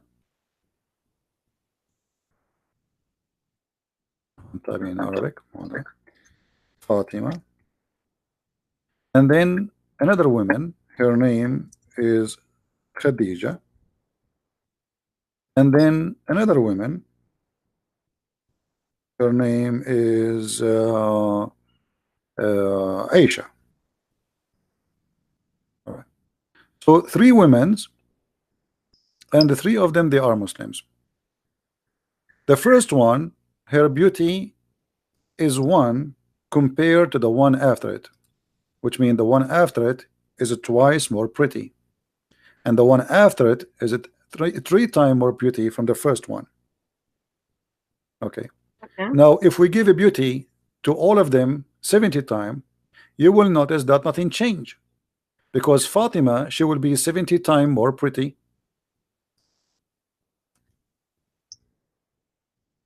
and Khadija will be 140 times more pretty. So people are not pretty enough in this world, and Allah is giving them anti-aging creams and making them pretty in equal level. No, what I'm saying, nothing changed. I know.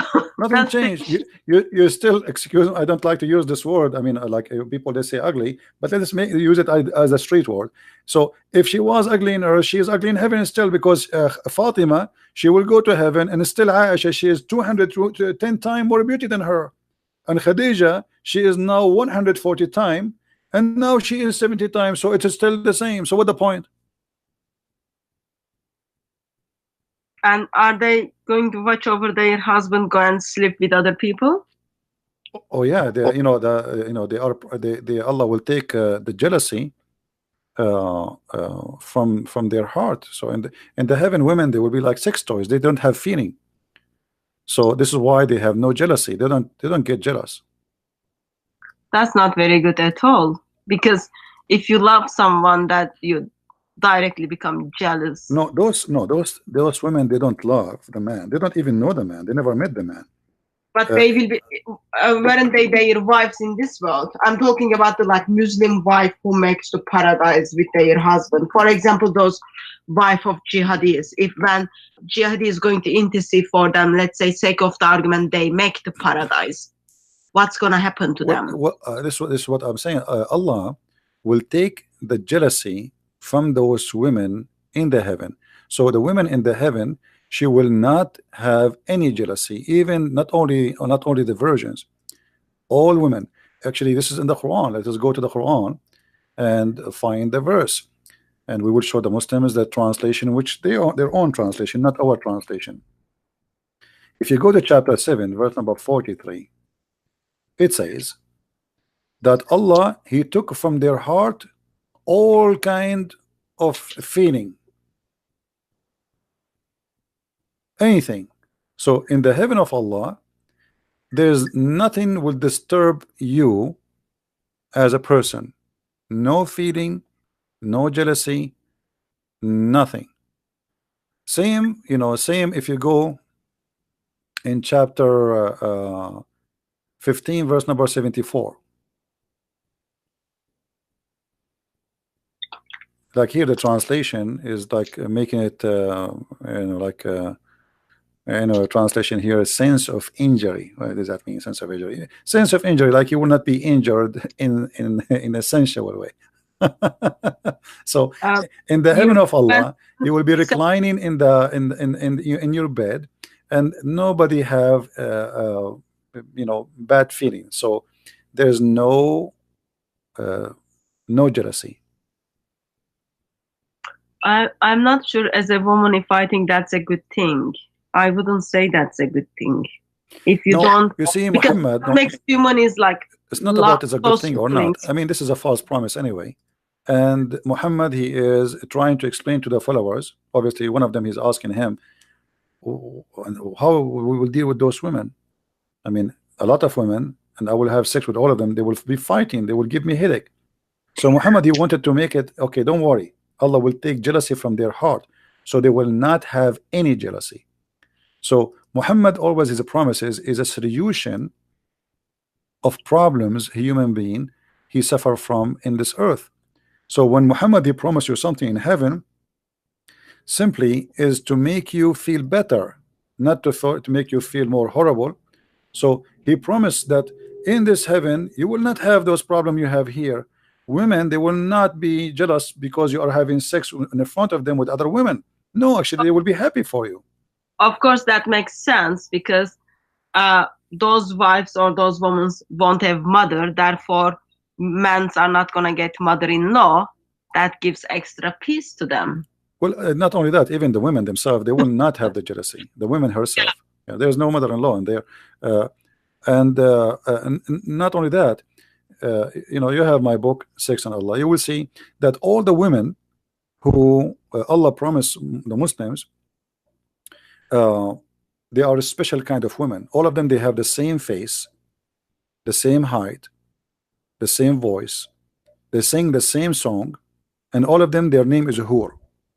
Now look at this. Imagine I have 100,000 women, but all of them, they look the same. I mean, how stupid that is. So what the point? Which one is which? What the point of sleeping with all of them? I mean, sleep with one, sleep with all. You know, because they have the same name and they say the same words. Each time the guy, he finished with the women, she will say to him, "You are the best," which means you are the best in sex. But how she is saying to him that if she is a virgin? How a virgin she knew that he is the best? She never saw a guy other than him. She never even saw a man before. You know, not only she did not sleep with the man because the Quran says clearly that those women are maqsuratun fil khiyam, which means they are jailed in their tent. So how they say to the man after he have sex with them, "You are the best man, you are so good in bed, man, really, I never saw a man like you." But she is supposedly jailed. She never saw a man before. That's another reason we should encourage no one to become a Muslim. And not only that, you know, here you will see that Allah, he promised that those virgins, not only like he didn't say the virgin. You see, the people, they say virgins. The Quran never say virgin, by the way. Quran never say the word virgins. The Quran describe the skin inside the women vagina. Never use the word virgin. And this is telling us how trashy the author of the Quran, because there's many words, nicer words. You can say the word virgin. What's wrong with the word virgin? In Arabic it says adara. Adara is virgin. That's it. There's no need to say and to speak about making them bleed, make their vagina bleed. So why Muhammad he chose such a statement to say about those women? There's no genie and there's no man had sex with them. And by the way, here we need to take into consideration that Muslims believe that Muslim women, they are available not only for a human, they are available for genie. That's why the Quran says that there's no man, neither a genie, did have intercourse and break the skin inside their private part and make them bleed. That's just lovely. Yeah, it's one of the fictions of Muhammad, you know. Still, I'm questioning why billions of people are falling into these traps and following this man. You know, as I said, you know, like foolishness is exist, and people, they are free to be fooled. You know, if somebody want to be fooled, what you can do for him? They go and then be a fool. But what I know that even those who convert to Islam, they don't really stay long there. They, you know, after a while, because you see, Muslims when they promote their cult, they lie. So they might find some naive people who they don't know, and they fall into the trap as any scam. But as soon they wake up and they notice that what they told them is a lie, they leave. Same time, a lot of Muslims are leaving Islam. You know, there is a revolution now in South Africa, in Tunisia, Algeria, Morocco. People are leaving Islam as never before. So even in Syria, even in Jordan, even in Egypt. So Saudi Arabia, they are leaving Islam, big deal. But because of the nature of this cult, it's a gang cult. They don't announce themselves.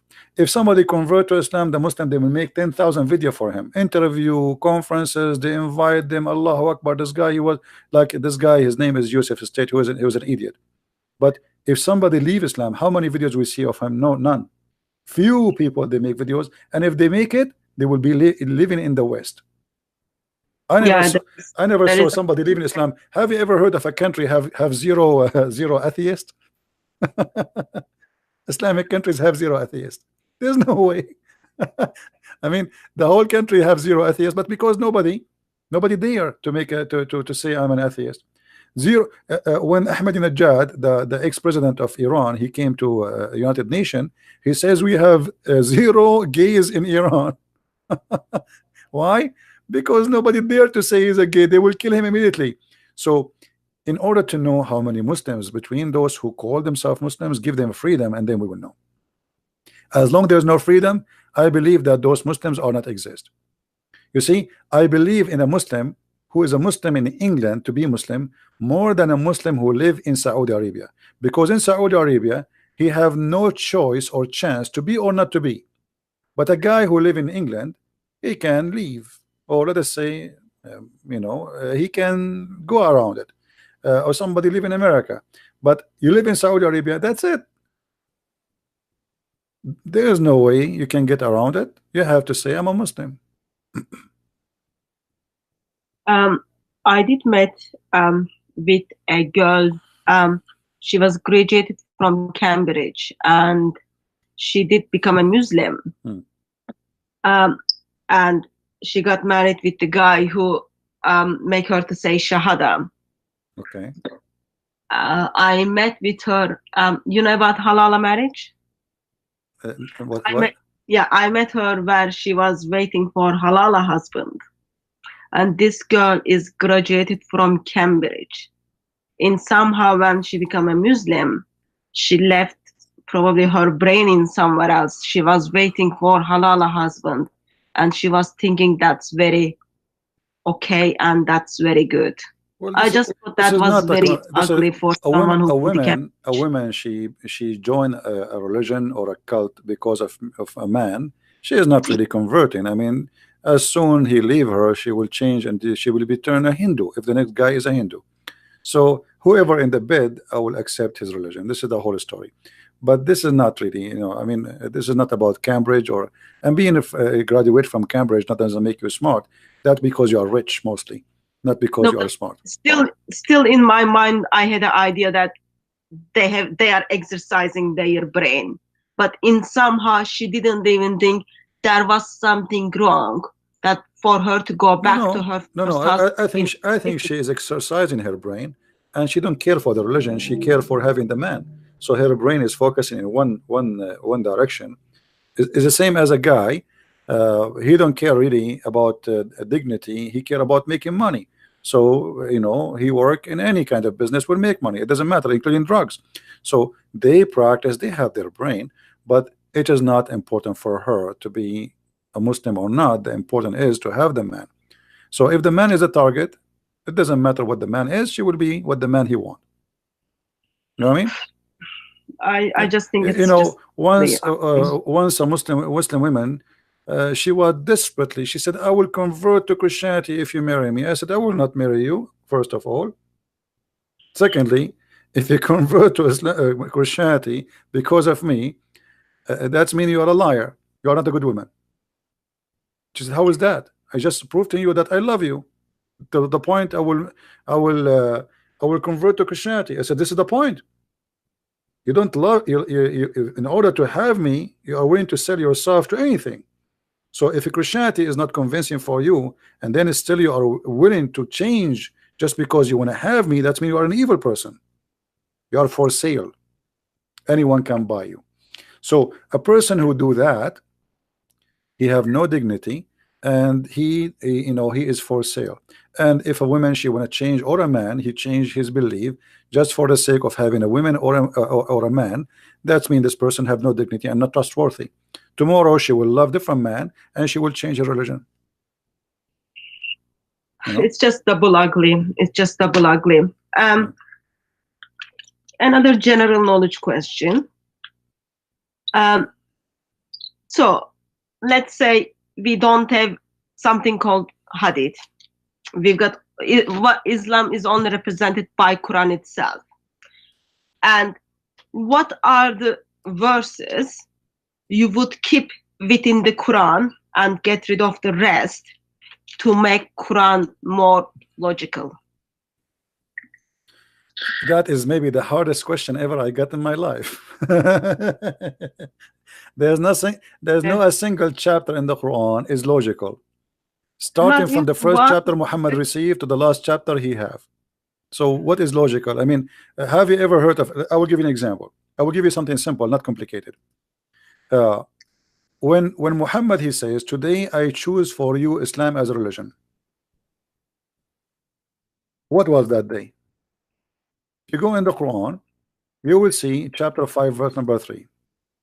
Muhammad, he says to them, you cannot eat this, you cannot eat that, you cannot eat pork, you cannot eat etc. And it's like saying you can eat falafel, you cannot eat pork, you can eat chicken, you cannot eat ham, you cannot etc. And then suddenly, after saying all those about food, suddenly he says, today I completed my favor upon you. Choose Islam as a religion for you. Okay, hold on. Today Islam completed because you said to us you can eat a chicken, you cannot eat pork. So what is the rest of the Quran? This is chapter 5, verse number 3. We have almost the whole Quran after. But today Quran, Islam is perfected. And how it's perfected? Because Muhammad, he said to me, you cannot eat pork. I mean, how serious that is. So how the Quran, how Islam can make sense? And this is a sentence, if it exists, it should be the last sentence in the Quran. The last thing, a person, he is like Jesus on the cross, he says it's completed. That's it, it's done. Muhammad here saying, this day, not tomorrow, this day, that's it. He's talking about the time. I have perfected for you your religion, completed my favor upon you, and have chosen for you Islam as a religion. So what is the rest of the Quran? So when you say to me, what is in the Quran makes sense? That is the hardest question for me, because nothing in the Quran makes sense. If we ask a Muslim, why in the Quran it's forbidden for you to eat pork, he do not know. I challenge the Muslim to tell me why. That's it. Quran says don't eat pork, but there's no explanation. Why I cannot eat this? Why I cannot eat that? No explanation. Not even the Hadith.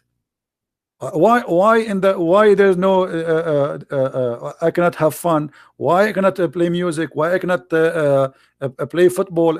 Even football in Islam is haram, by the way. Muslims today, they are not Muslims, they are fake Muslims. Everything they do today is haram. Every Muslim, he have a stereo in his car. Every Muslim, he listen to music. Every Muslim, he watch TV. And all of this is haram in Islam. All of this is forbidden. Art, pictures, cameras, all is haram. Muhammad, he said that a person who draw a picture, Allah will bring him in the judgment day, and he will ask him to blow in it as if he is going to create it, and he will torture him for that. And pictures by cameras is no different. It's haram. Muhammad, he says, angels will not enter a house have a picture. So why Muslims have pictures? Find me any Muslim, he don't have tons of pictures in his phone, even the one who have a long beard.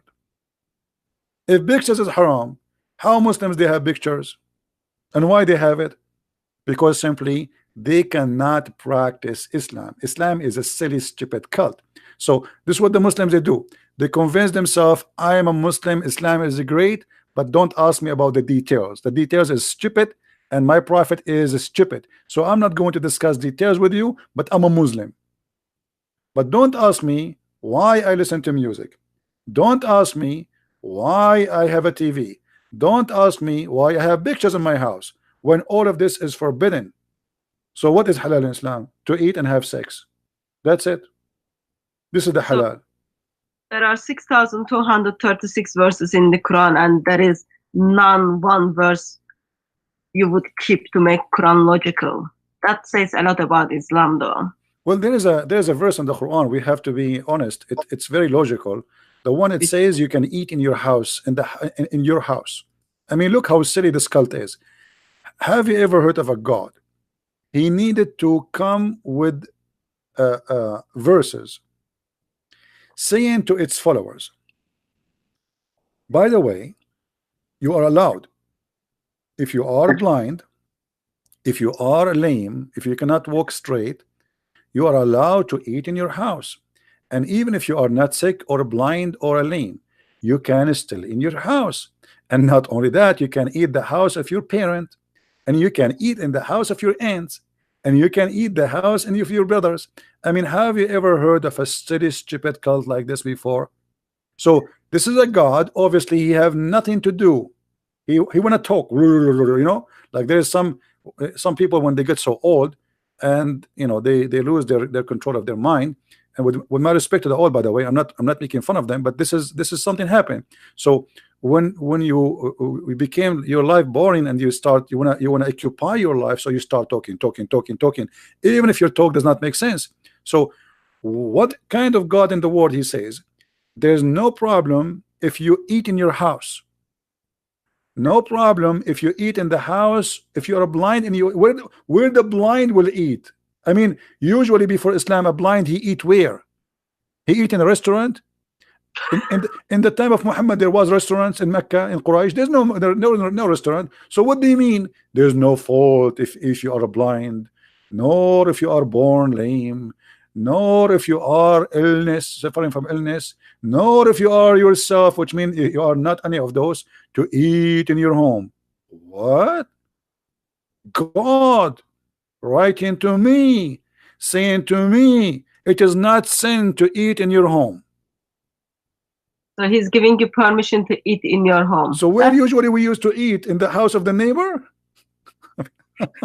And then not only that, he like as I said, he's like this guy, you want to keep talking, he don't stop. And then he says, nor in the house of your father, or the house of your mother, or your brothers, or your sisters, or your father brother, or your father sisters, or your mother brothers, or your mother sisters, or in the house of which you have keys. So now if a Muslim, if you have a Muslim, if you are a Muslim and you have a Muslim friend, you give him the key of your house, he is allowed to eat your food in the fridge. Don't ever give a Muslim the key of your house, even if he's a real estate agent. According to the Quran, a real estate agent, he is a Muslim, he will eat your food as long as he have the keys, as you see. And then any house, it's in your possession, and or in the house of a sincere friend of yours, there is no blame on you. And then actually it says there is no sin of you if you eat alone or separately. Alone. So when you talk about logical and wisdom, I find the Quran, I mean, the most hilarious comedy book. The Quran made the baby is sperm and became a congealed blood, and then women, they have a sperm coming from their breast, and men, they have a sperm coming from their backbone, and the sun set in the murky water, and the sun rise from a certain place, and there's a people, it's called Gog and Magog, and yet we cannot find them, and they are, every one of them, he will live before he die, he will give birth to a 1,000 Gog and Magog, which means those Gog and Magog, if we are now 7 or 8 billions, there should be maybe trillions by numbers, but yet we cannot find one of them. It's like the Bigfoot in America. So when you say to me what is logical in Islam, I say the only logical is to believe that stupidity exists, and we have to accept the fact that as long there is stupidity, always there will be stupid, and that is Islam. So that's the miracle of Islam as well. No, there's other miracle. The other miracle is that's miracle, like to make someone believe in stupidity. You know. Yeah, that makes sense. Yet it is miracle of Islam. What is the funniest verse of the Quran, you think? Is the Surah 2461 is the funniest one, or do you have anything? Depend in the topic, you know, depend in the topic, like what the topic is about. If it's about something silly, yeah, this is very silly and etc. But if you want something let us say more silly, when it's about logic, is it chapter 3 verse number 65. Let's look at that one. This one, it says, Allah supposedly is talking, not Muhammad, as usual. Ye people of the book, why dispute ye about Abraham, when the law and the gospel were not revealed till after him? Have you no understanding? Which means, are you stupid or what? So look how stupid the one who made this verse is. If the one who came after cannot dispute about the one who came before, so how Muhammad, who came at the end, he dispute about anything? Think about it carefully. I don't know how slow people are, but it's clear. Muhammad saying, hey you Christians and Jews, how you can dispute, how you can debate me about Abraham, when you came after Abraham. But based on this, Muhammad himself, he cannot debate them too, because the Jews are older than the Christians and older than Muhammad, and then the Christians are older than Muhammad himself. So all of them, they will win and he will lose. So how silly this stupid argument is. It's Islam. Huh? It is Islam. It is Islam. It's exactly Islam. So here you will notice the stupidity of the author, because this is, it's like, you know, let us say I am 17 and you are I can't say that to a woman. You are 17 and someone else is 25. So the one who is 17 is saying to the older, you cannot debate me because I am exist before you.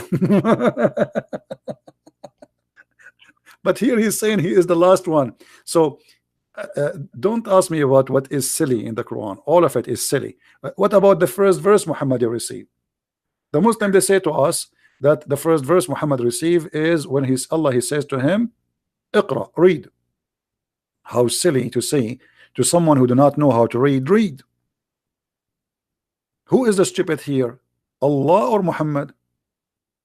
Because if Muhammad do not know how to read, and Allah he said to Muhammad, read, and then Muhammad he says to him, I cannot read, and then the angel he squeezes him again and he says to him, read, and then the guy he says to him, I cannot read, and the angel he squeezes him again for the second time and he said to him, read, and Muhammad he repeat again, like, what's wrong with this guy? I keep saying to him, I cannot read. He squeezed me. I cannot read, I told you. And then he squeezed him for the third time and he said to him, read.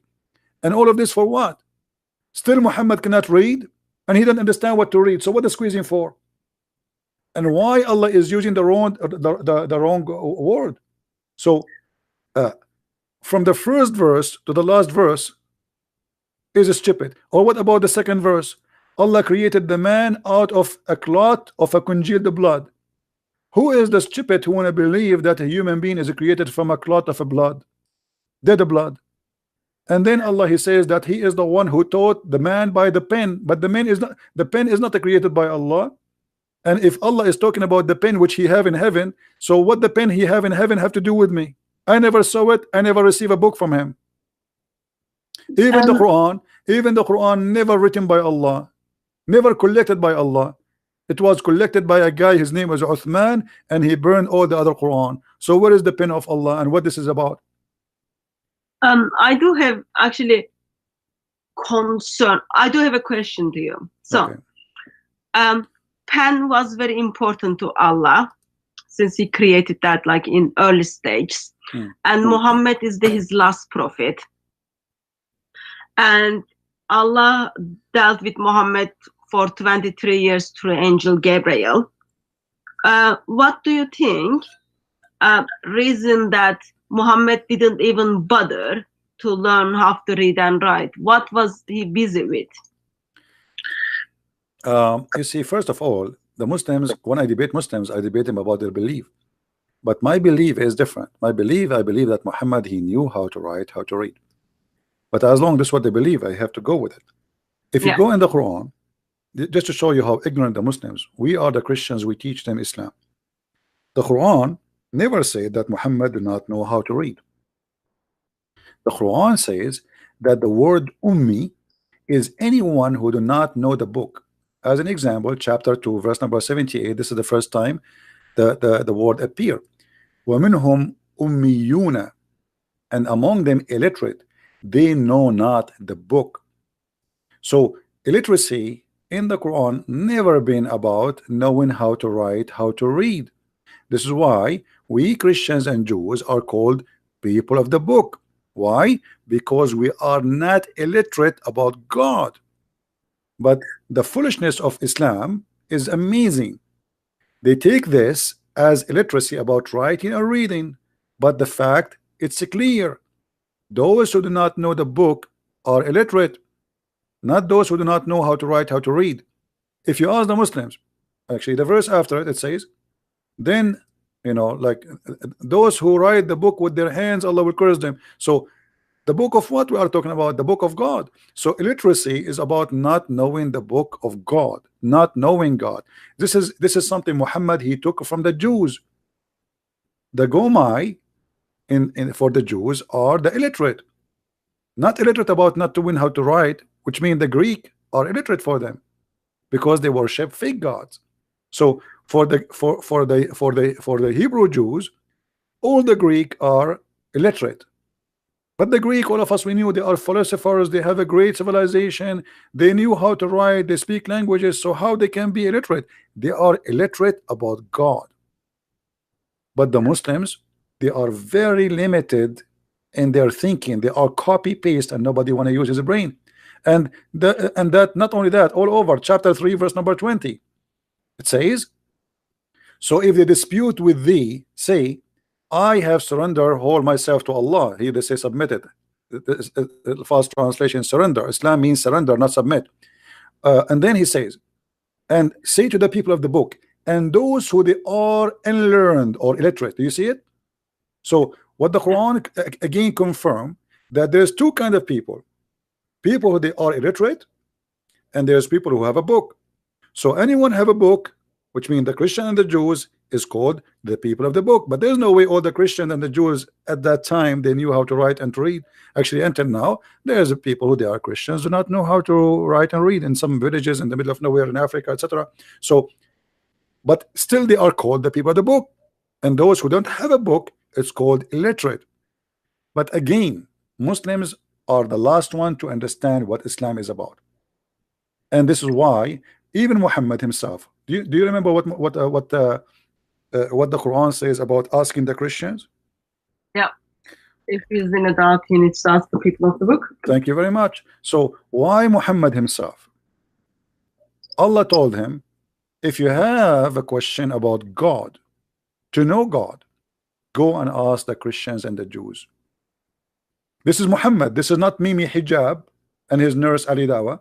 Muhammad himself, if you have a question about the true God, he have to come to Christian Prince to ask him, and he will receive the answer.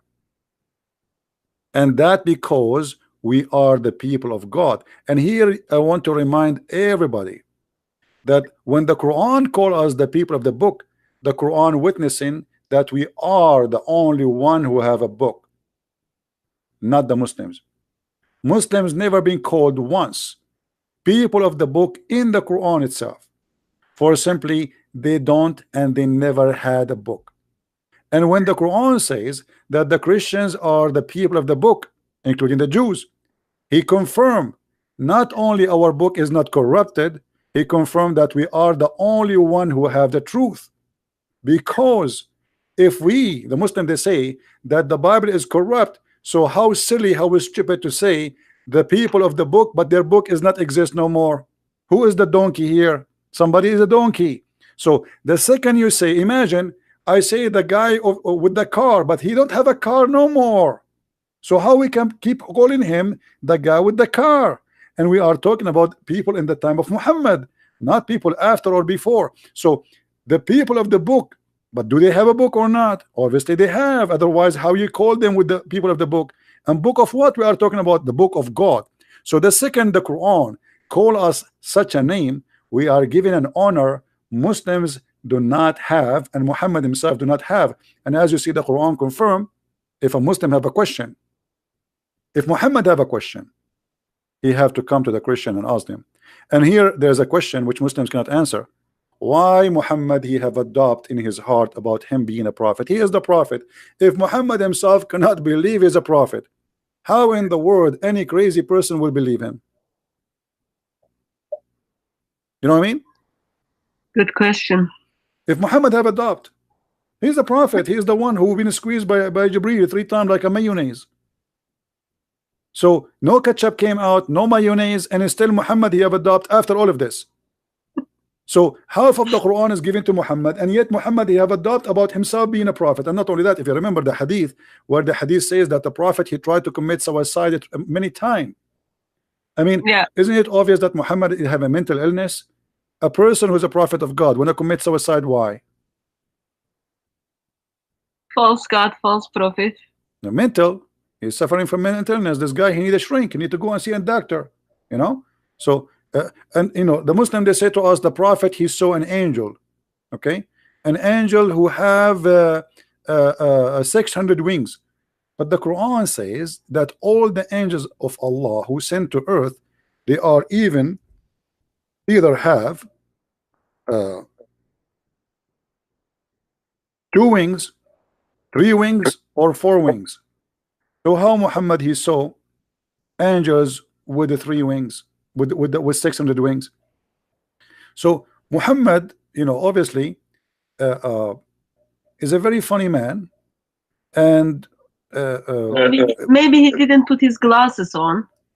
no, this is Sahih Hadith. That's it. The Muslim, he believe, he says 600 wings. That's it. So he cannot change the number now. So, and by the way, how an angel can have 3 wings? I mean, this will be funny. The the 3rd wing is where? In his head, like a rooster.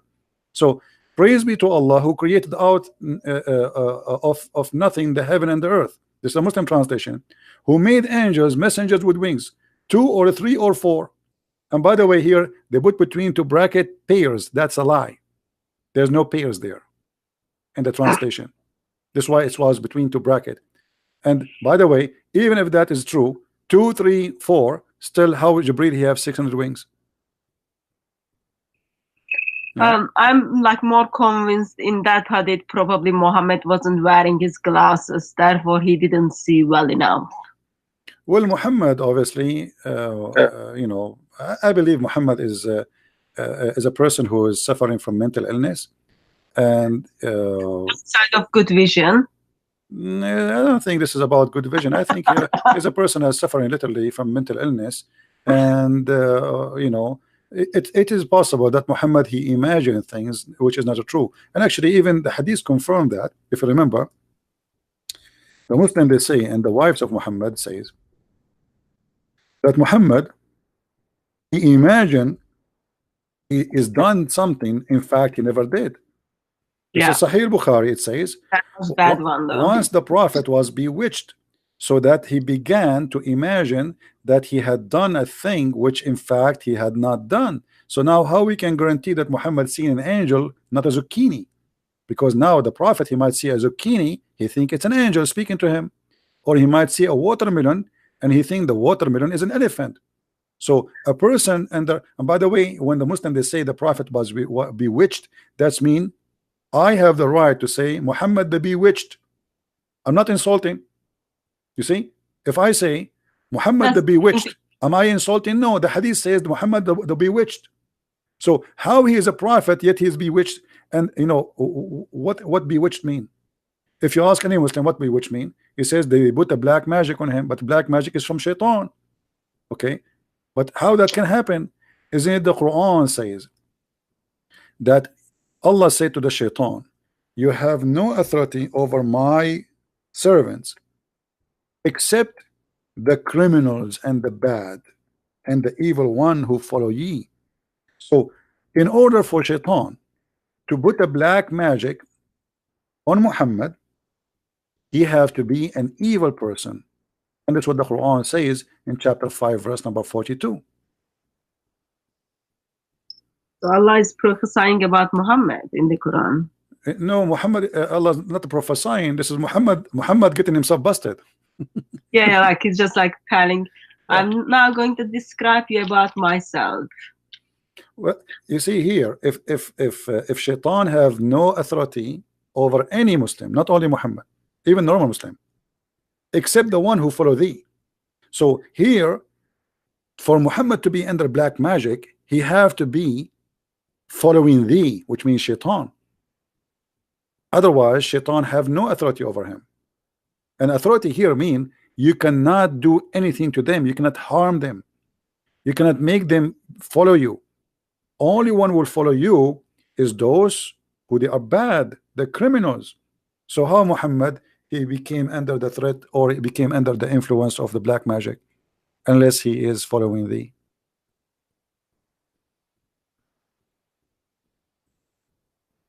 It is sad.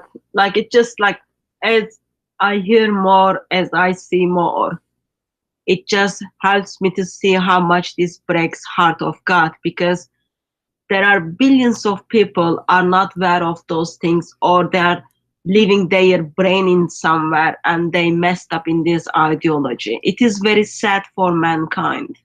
It Well, is very sad. you know, mankind will, everybody will face the consequence of his belief at the end of the day. Even Shaitan in Islam, by the way, Shaitan is a Muslim. I don't know if you know that. Shaitan, yeah, Shaitan is a Muslim, and he is a good guy actually. The same chapter we're reading from, chapter 15, verse number 39.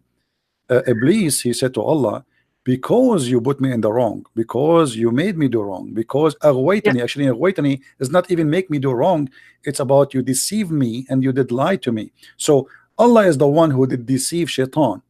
So Shaitan is a victim, and this is why you see Muhammad, I don't know if you know the hadith about Muhammad speaking about Adam and Moses are debating.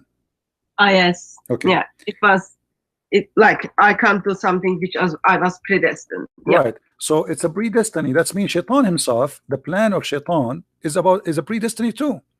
Because Shaitan here is just doing the plan of Allah. Allah, he made a destiny before he created Adam that he should be deceived. And Adam, he is saying, are you blaming me?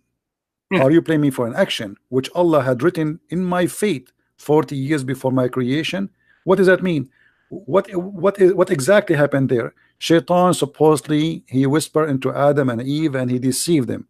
But that's mean not only we cannot blame Adam, we can't blame Shaitan. For this is the plan of Allah. He wrote in the beginning, I will send Shaitan to deceive Adam. Adam will become a victim. Then I kick Adam out of heaven, for he is being deceived. And Adam here saying, you cannot blame me for that because this is a destiny Allah he made for me even 40 years before my creation. Which mean, and Muhammad he agree that Adam was the winner of the debate. So which mean at the end of the day, Shaitan himself and Adam are victims of the games of Allah. The bad person here is Allah, not Shaitan, not Adam. So Allah did something which he's very good at, deceiving. This is why my book is the first book I made. It's called The Deception of Allah, because all of this religion is about deceiving. So why? And by the way, here there's something no Muslim can answer us. This is Musa. Musa's arguing with Adam, saying to him, because of you we are out of heaven. That's mean he is a Christian. He believes in Christianity, not a Muslim as they claim. Because that's mean Musa's believe in the original sin, that because of Adam we are out of heaven. So now Musa is dead. How he is a prophet of God, but yet the Muslim Musa's I'm talking about, he do not understand the original sin yet. After he die, he have a debate with Adam and he lost the debate. So imagine you have a prophet of God, we ask him, do you believe in the original sin, Musa's? Musa's he answered, Habibi, yes Habibi, I believe in the original sin, Habibi. And then Musa's, aren't you Muslim, Habibi? Musa's, he says, yes, I'm a Muslim, but Musa's, the Muslim don't believe in the original sin. So how you believe in this, Musa's? So when the Muslim they say to us Musa's was a Muslim, that is a stupid thing, because here we go, even original sin is an idea which Musa's believe in, and this is after he died. And by the way, when Musa's he met with Adam, any Muslim can explain to us? Maybe they went like to the Caribbean islands in a cruise together. Adam and Musa's are dead. Probably they got free tickets, end up in Las Vegas, and then they had their chit chat, and then chit chat turned to be debate, and sadly one of them lost the debate. Yeah. Well, what we can say, stupidity. But anyway, I'm so glad that Muhammad is so foolish, because that will help us to expose his foolishness. It's going to be hard or harder on us if he's a smart person. So I'm so grateful that he is who he is and he keep talking. This guy, he cannot keep his mouth shut, and because of that, he is helping us. So I am so happy that the Muslim they have the hadith, and I'm so happy that they preserve the Quran, even the rest of it, because if you remember the Quran, Umar he said that the Quran was 1,000 letter and 27,000 letter. and what is left today is not even 25 to 30% of the Quran. The hadith says that even the goat ate the Quran. However, we are so happy that the Muslims were able to preserve whatever left of it, so we can love together at such a belief. It's a comedy. It's a comedy. It's silly. It's stupid. And not only that, I will show you one more comedy about Shaitan. Okay. You know that Muhammad, he said that Shaitan, he command him. Yeah. Okay. How Muhammad is a prophet of Allah, but he received command from Shaitan. That's why he's prophet of Allah. And he received command to do good. This is a good Shaitan? Muslims? This is Sahih Muslim, hadith number 2814a.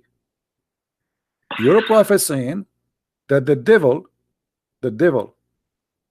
huh? The companion of Allah Messenger, the devil, this is not just a genie, by the way. This is not a genie. This is because the devil is a genie, but not every genie is a devil. This is why your translation saying the devil. Do you see it? So this is the Shaitan. He is commanding your prophet to do good. Question: your prophet received command from Allah or from the devil?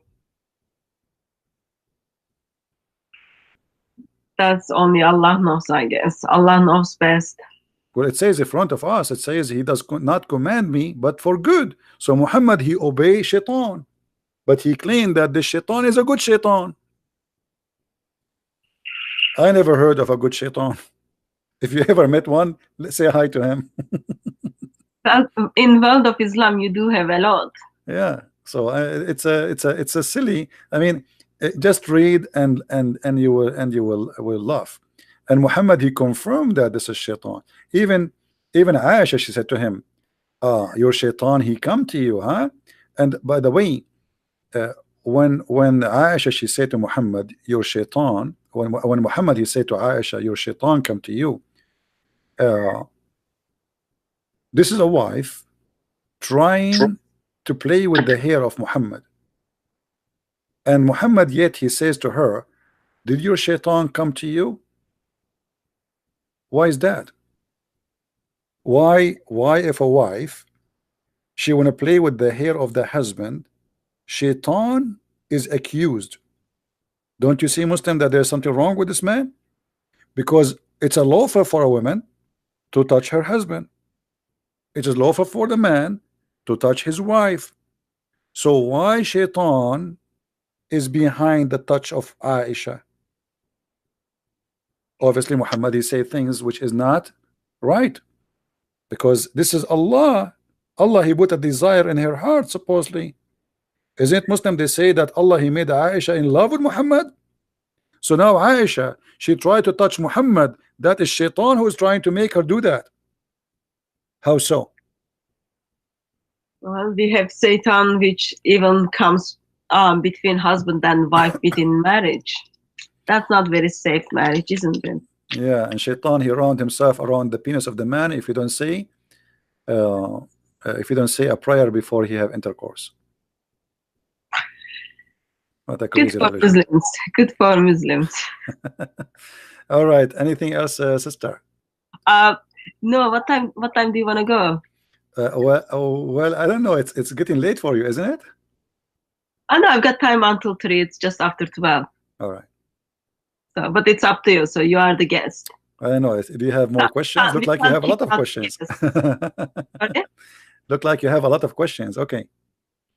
No, like when we find a brother who has knowledge and who is willing to share, we are here to learn. We are here to make use of it. Well, I'm happy to share, and for me, I do my best, and all of us, we are a student in this life, and we learn.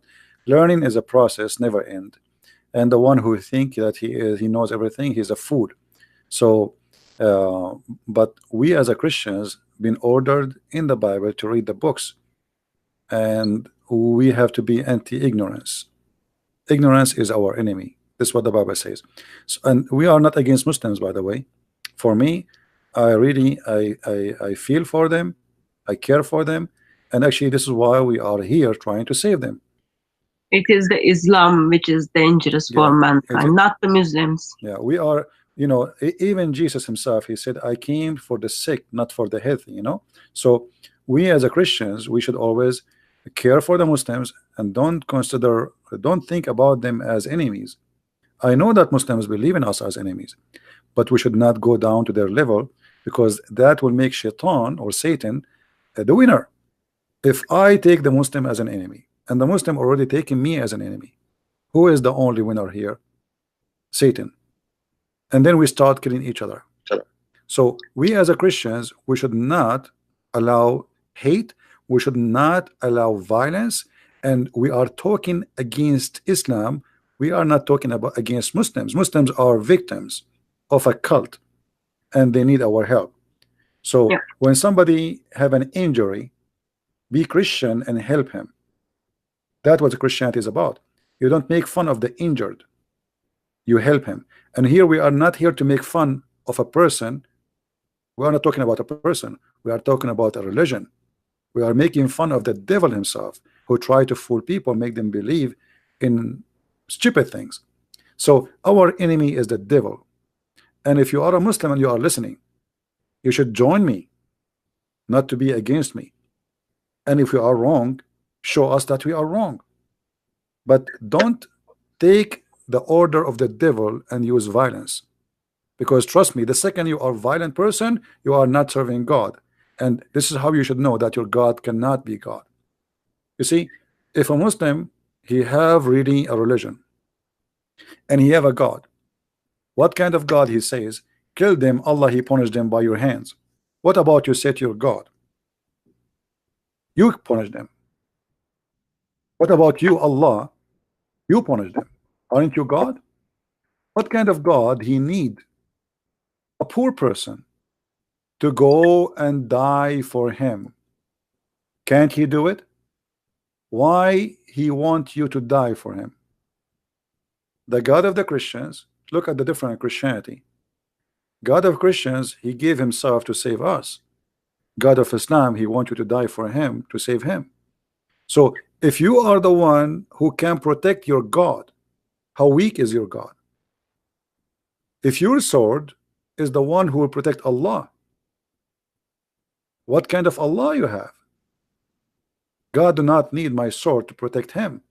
When the soldiers they came to arrest Jesus, Peter he took his sword and he cut the ear of one of the soldiers. And Jesus he ordered Peter to put his sword back, and he healed the soldier. That is God, my friend. He do not need the protection of anyone. Even though he knew they are going to take him and crucify him and he will be killed in the cross, but yet because he knew that death cannot take him, he overcome death. But yet he will not let you go and die for him, so you will save him if he is God. So if you believe that Allah is God, the first question you should ask yourself, why your God is disabled? He cannot protect himself. Why he need mujahideen? Why he cannot spread Islam without a sword? What about sending messengers to teach the words? Why Muhammad is the last messenger? Why? I mean, that's it. Islam is all over the world. A man he can spread. How that can happen? It's a silly. It's a stupid. Muhammad he claimed he is the last messenger in order to cut the business of a prophethood, as he did as a scam. So he said, I am the last one. He don't want anyone to come after him and to replace him in the business. It's a business mentality. I am the last vendor, no vendor after me. Why there is no prophet after him? Is the people are guided? No, people are lost today, people are lost tomorrow, and people will be lost even at the judgment day. There's people who they are guided, there's people they will be lost. So why there is no messenger after me? And not only that, just to show you how silly Muhammad is, he have a very bad lack of intellect and intelligence. The Quran says that Allah he never sent any messenger unless he speak the tongue of his people so they might understand. Chapter 14 verse number 4. Was Muhammad a messenger to the Indian? The Muslim they say yes, But do Muhammad understand and speak all the languages of the Indians? The answer is no. There's hundreds of languages in India. And not only that, he have to be one of them, not only speak the language. Did Allah send Muhammad to the German? Muslim, they say yes, he is a messenger for all mankind.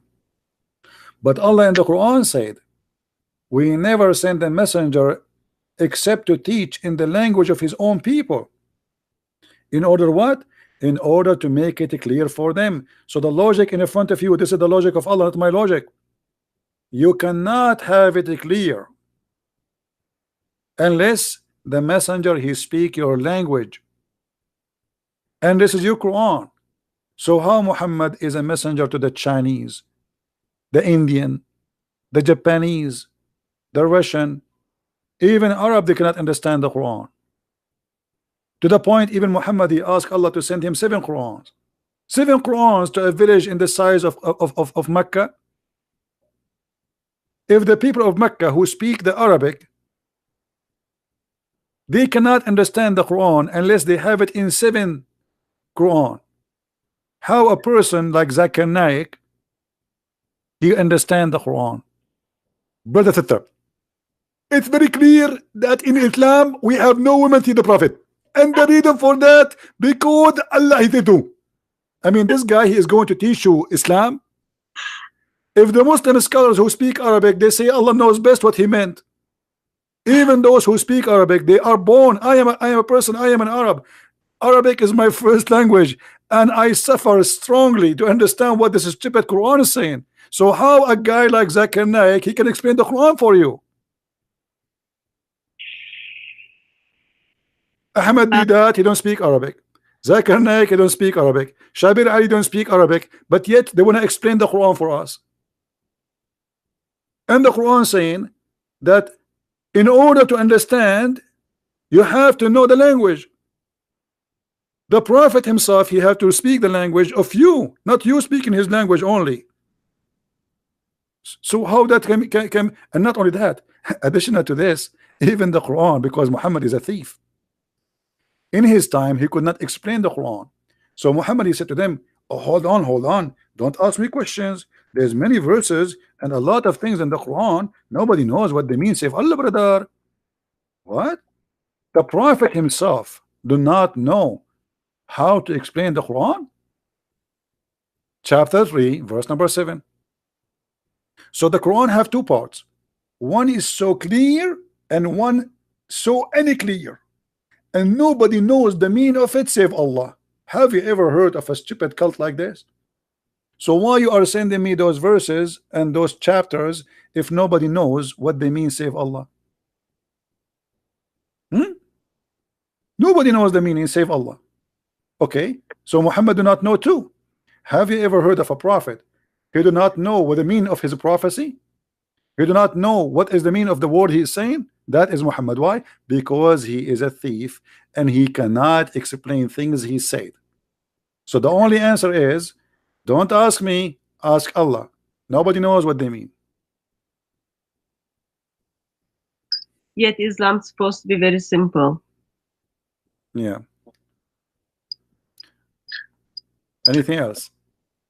No, I'm just very disappointed on Islam, and I'm very disappointed on Muslims. No, the Muslims are getting improved. Actually, a lot of Muslims are leaving Islam. You know, if you see, you know, in my Skype, how many Muslims they text me, they are out of Islam. It's actually the news is really great. I mean, they are really leaving Islam left and right, and you know, the internet is a disaster for Islam. The Muslims, they invested a lot of money in the internet, in YouTube. They make tons of thousands of movies and videos like science and Quran and etc. Blah blah blah blah blah. But it's still because it's fabricated. Not only did not help, it destroyed them. Because sooner or later, people will find out that this was nothing but a false claim. And then what will happen is the same as the shepherd. He used to keep saying, a wolf, a wolf. First time they come to him, second time they come to him, third time nobody believe him no more. So the Muslims, They claim that they have a wolf.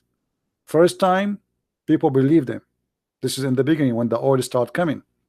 Second time, people believe them. This is before we appear. Third time, people they notice that this was nothing but a lie. And now all the videos which the Muslims they make about science in the Quran, it turn against them. Because if Islam is a decent religion, why Muslims cannot be decent and say the truth about what is written in the Quran? Why they fabricate scientific miracles when it is the opposite? The only answer is the father of all lies is Satan, and those who do lies, the lies of Satan, they are following Satan, not God. So if you are a Muslim and you fabricate a video claiming that there is a science in the Quran, you should know first, not me, that obviously you are following Satan. Because the first question you should ask yourself, why I'm lying to make my God look right? If my God is God, you know what I mean, guys? Why I need to lie to make my God look good? Why God cannot make it good? He's God. So what kind of God he need my lies to be promoted?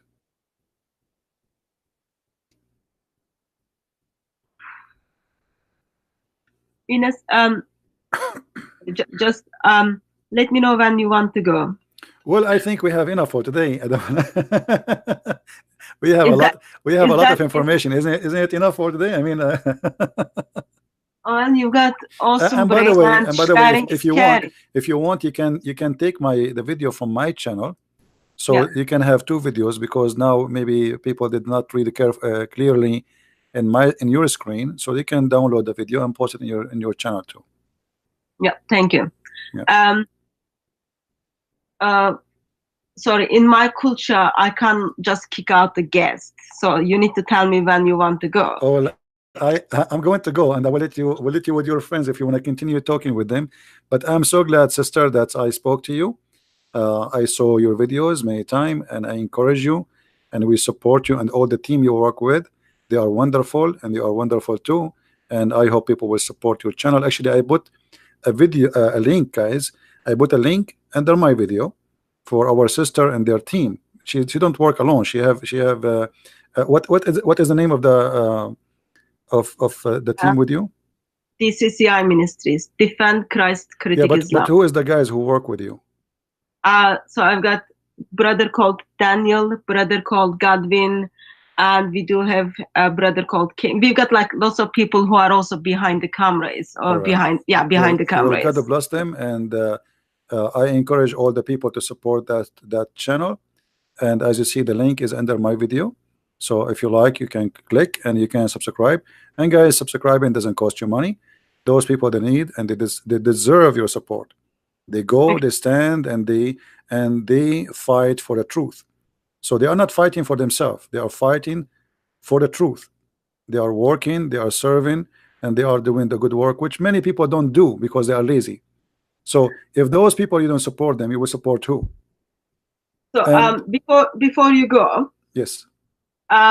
So it took lots of time for me to harass you and have you here, and we noticed that you are a man, as a Christian man who keeps his promises.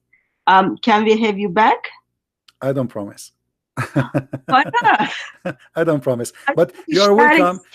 You are welcome to call me anytime I am on air, and you can ask me the questions you want. So you can't say that, because once I got message, one of the Muslim from Speakers Gonna Wear in your show, okay, and I came to listen, and I was gonna call you like maybe a minute before. You simply said, Christians don't call me, so I couldn't call you. No. You see, there's people who they are like, they consider them as missionaries, then they can call, but you can text me and say, can I call?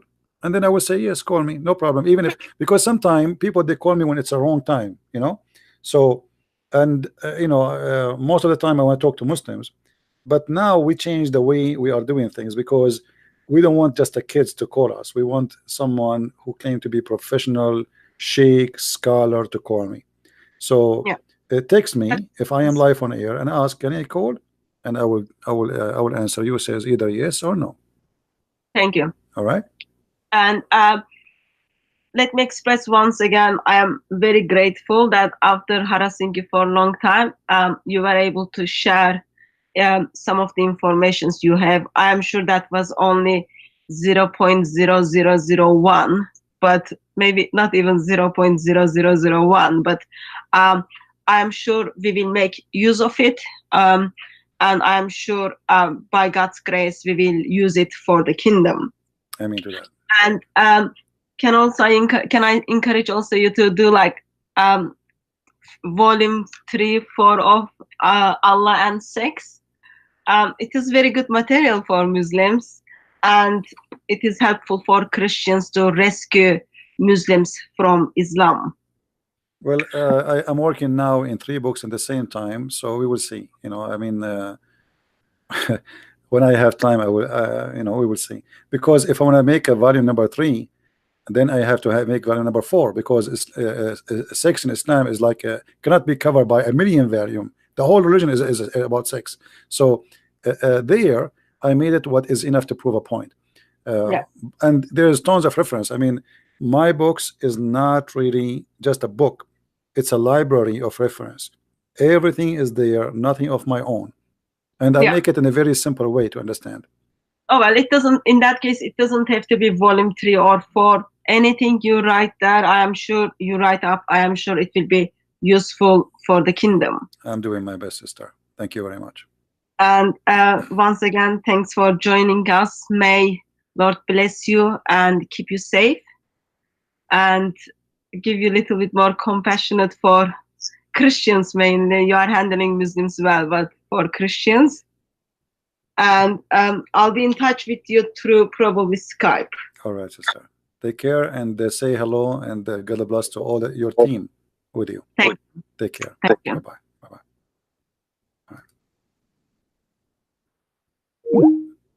All right, guys. Great people. And please don't forget to subscribe to their channel, support them. I left the link for you there under the video. They deserve your support. And always when you see someone doing a good work, just do what is right. You know, do what is right. I think we are done for today. Anything else? Anything else?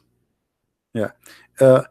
You know, like, what I don't like about us as a Christians, if a Muslim doing what those guys doing, you will find that in less than 10 days he will have 10,000 subscribers. But when a Christian he do that, his subscriptions goes like maybe 5 a day, 2, 3. I mean, why? What we will lose? Like, I mean, nobody's asking you to pay them money. You just subscribe, support them, post a comment, give a like to their video. They are doing a great job. So you as a Christian, you should not, I mean, you do not need somebody to tell you what to do. You should be always able to do the right thing. What is this guy calling me?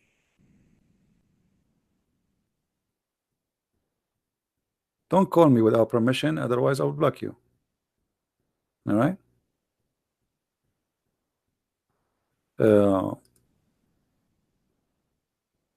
Let us see here.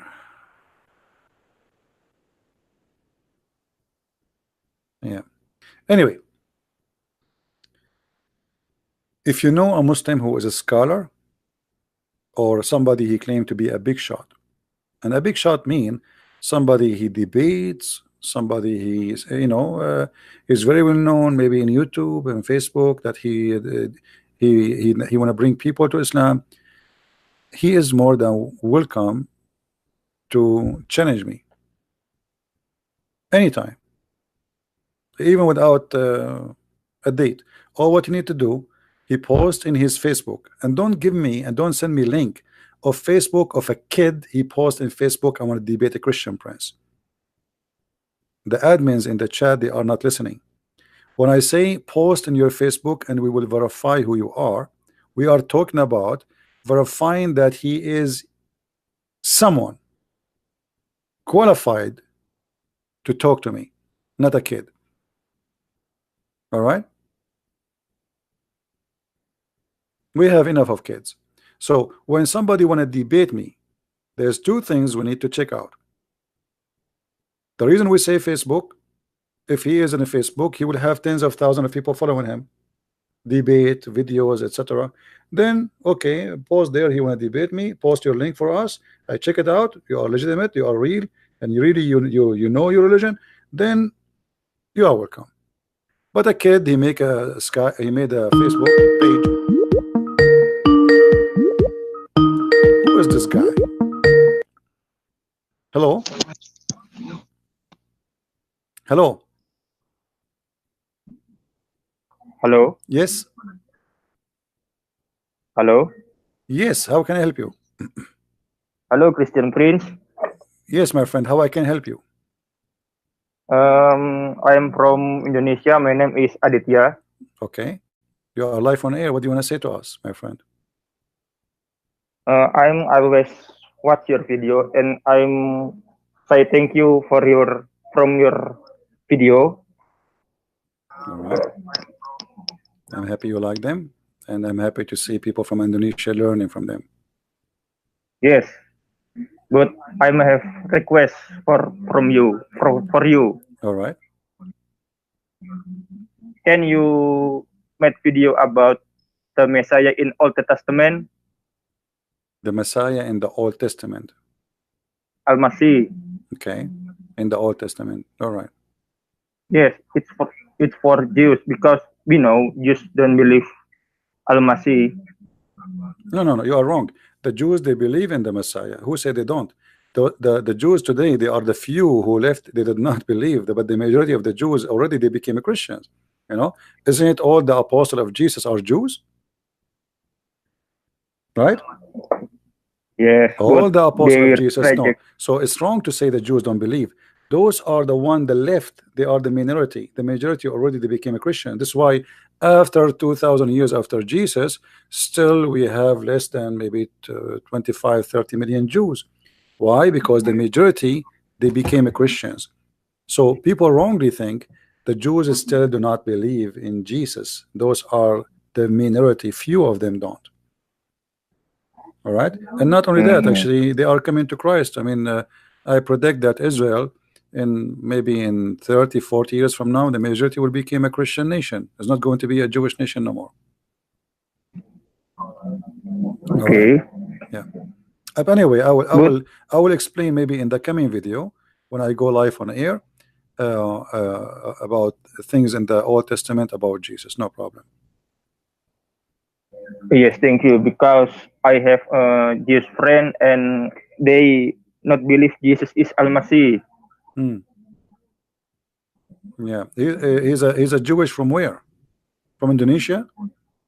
Yes, in North Sulawesi. I'm Christian, and always discuss with Jesus. Why you not believe Jesus is Al-Masih? Yeah, my friend, he is not a Jew. Those are people. You know, he's an Asian person, right? Yes. Okay, how an Asian can be a Jew? I mean, this guy is being silly now, because a Jew is not just a religion. The Jews are two things in the same time. It is an ethnic and religion at the same time. So to be a Jew, to be a Jew, the word Jew actually is about being from a tribe. So how this guy is an Asian, and I saw that in the Philippines too. Somebody, he think he's a Jew. I mean, they are fooling you and making you believe now that you are a Jew. You are not a Jew, and you cannot be a Jew. A Jew is somebody is born of a mother. She is a Jewish woman, and she is from the tribes of the children of Abraham. So how somebody is from Asia, he convinced himself he's a Jew? He's being silly. So what about he debate himself first about how he became a Jew and he's an Asian? Can you become a Jew? Can I convert to Judaism? You cannot. Judaism is not a convert religion. You cannot convert to be a Jew. You know what I mean? Oh yeah. So yes, I know. This guy, before he's trying to debate you about the Messiah, ask him how you became a Jew. You are an Asian. He must be very silly, and he is suffering from lack of knowledge. Ask him, do you know even what a Jew mean? What a Jew mean? Is that somebody just believe in Moses? No. To be a Jew, you have to be from the nation of the Jews. You have to be from the Hebrew. You have to be from the people who crossed the sea. You have to be from the children of Isaac. Are you from the children of Isaac? Isaac is a Middle Eastern. Are you?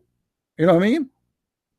Yes, I know. Isaac is Middle East. To be a Christian, you can be an Asian, you can be black, you can be an Indian, you can be, but you cannot be a Jew and yet you're an Asian. It's obvious. It's a lie. Yes, Christian Prince, but I just want answer from the Jews.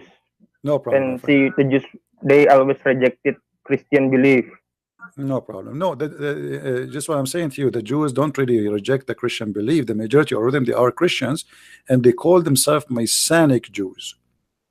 Messianic Jews. Yes. There's a lot of, most of the Jews already are Christians. All the apostles of Jesus, they are Jews. So wrongly people think that the Jews rejected Jesus. It's not true. The fact we, including me and you, we learned about Jesus from the Jews. It is the Jews who taught us about Jesus. Yes, from Al-Hawariyun. No, this is a stupid name in the Quran. We don't believe in it. Yeah. Anything else, my friend?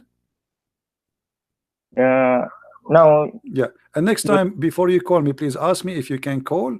Don't just call me right away, because sometimes it might disturb my topic. Just ask me before you call, so I will let you. I'm sorry, Christian Prince. No problem, my friend. Take care and say hello to all the people of Indonesia, and I love you all. All right? Okay, thank you. Okay, take care.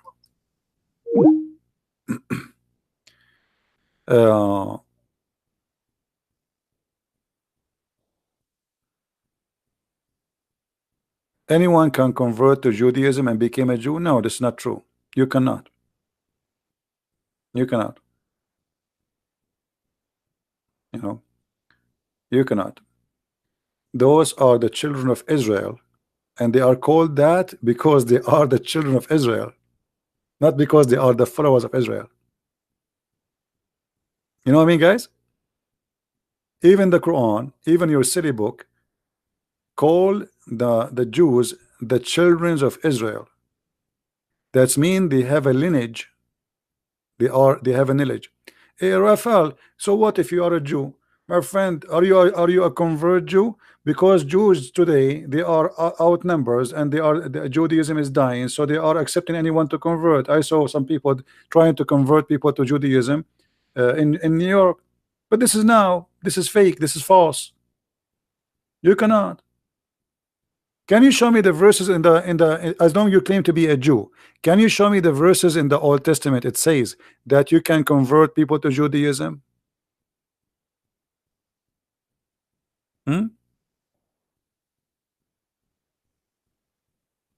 What do you say?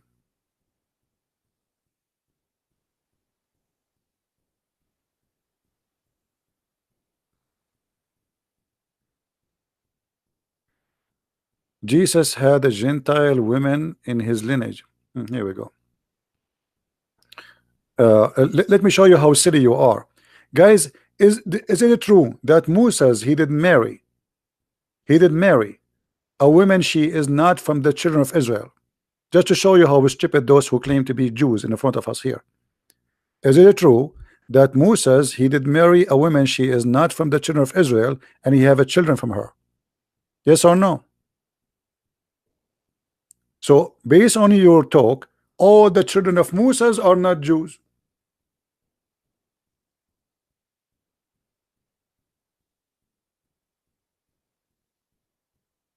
Right? To be a Jew, you have to confirm your lineage in the blood, either from the mother or the father. Secondly, Jesus, we don't believe that Jesus is the son of any man. That's why we are Christians. And I will let Jesus himself answer you. Isn't it Jesus said to the Pharisees, people like you claim to be a Jew, what do you say of the Messiah? What do you say of Christ? They said he is a son of David. Right? He said. Well, if he is the son of David, then how David called him Jehovah? And this is in the Old Testament. How David called him? How the Jews call sorry, David, he called the Messiah Jehovah. So obviously you don't even know what is written in your book. And when you debated, or your grandfather, if you are claiming to be who you are, they have an argument with Jesus, they could not answer him. How you say he is a son of David, yet David called him my God? So I find that those who claim to be people of or they claim to speak of knowledge, they have no knowledge, sadly. And I don't believe you are a Jew. What about you give me a call? You want to call me? Do you like to call me, my friend?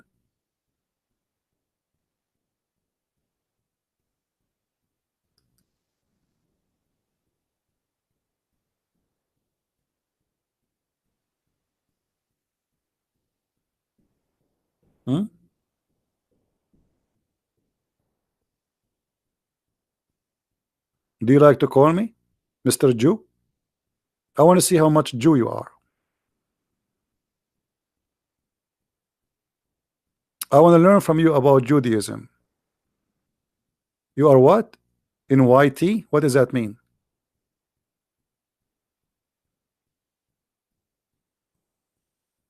What does that mean? Okay.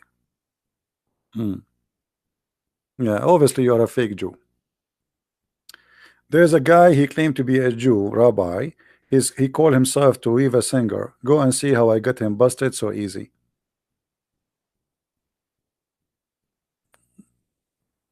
You don't play with us. And I will not be surprised if you are a Muslim yourself. But anyway, what you are saying to me is a silly. Jesus said, I am from above. My kingdom is not in this earth. You are from down this earth. I am from above. And the Old Testament confirm that David called the Messiah Jehovah. So how he is Jehovah called by David, yet he is from a lineage of, as you say, the women who is Gentile. That does not, still he is Jehovah. And Jesus is born of a virgin. Now some of the Jews, they say the Messiah, or the prophecy about Christ, that he will be born, he is not going to be born of a virgin. The Bible, the Old Testament says that he will be born of a young woman. And here you will see how silly those who claim to be Jews are. Anyone knows why? Anyone knows why? You know, sometimes the Jews are no better than the Muslims when they come to be silly. When they say to us that the word there is young, not virgin, not only they are proving to us they are silly, proving to us that they are stupid, because it says there that this will be a sign, a miracle.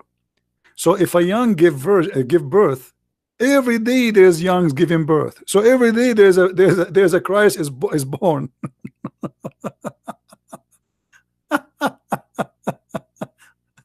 You know what I mean? So in order for that, in Isaiah chapter 7 to be considered a young, that means you have to have a younger brain of a stupid person, because how that can be a miracle, how that can be a sign of God, if it is just about a woman, she is young giving birth.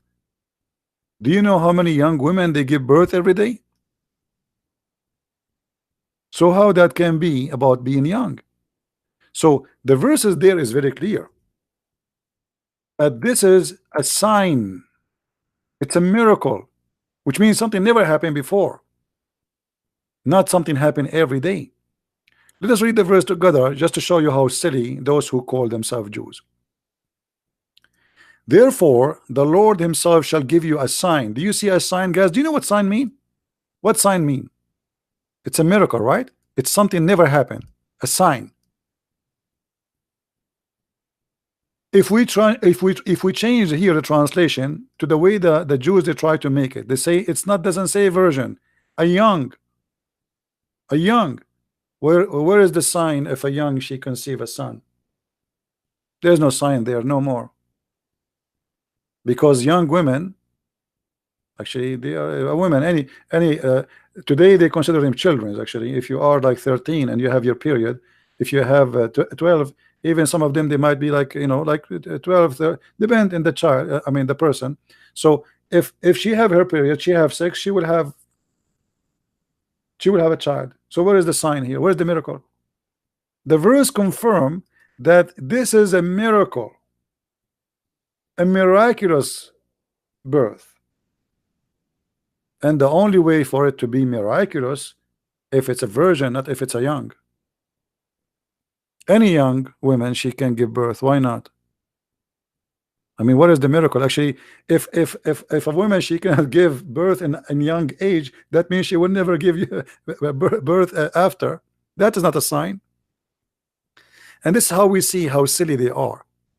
They are desperately trying to disapprove Jesus, the same as Muhammad trying to disapprove Jesus to be who he is. Both of them, they work in the same direction, but they are losing ground. And today, because the Jews, they are shrinking in number so fast. While Christianity is growing, Judaism is almost gone. This is why I find that Jews are so angry from the Christians. Why? Because the Jews, they convert to Christianity, not to Hinduism, not to Buddhism, not to Islam, the Christianity. That's why they're upset.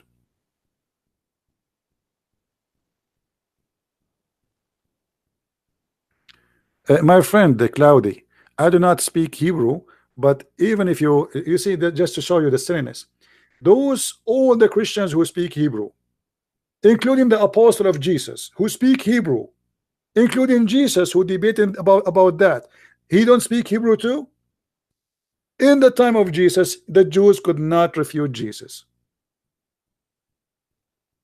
So if you think you are the only one who speak Hebrew, you are mistaken. Same time I went with you.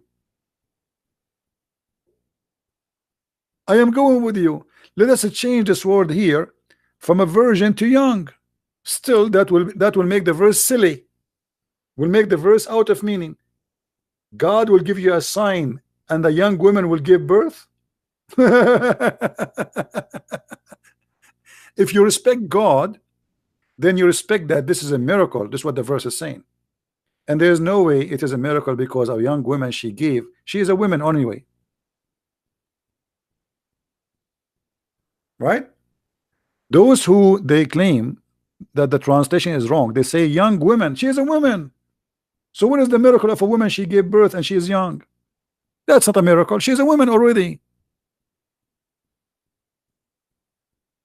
You know what I mean? This is why I find that when you know, I don't know, sometimes I feel sorry for those people who argue, because I find that they have a low IQ. They have a lack of intellect. A young woman, she will give birth. Okay, my grandmother, she gave birth when she was young, very young. She was, I think, 90.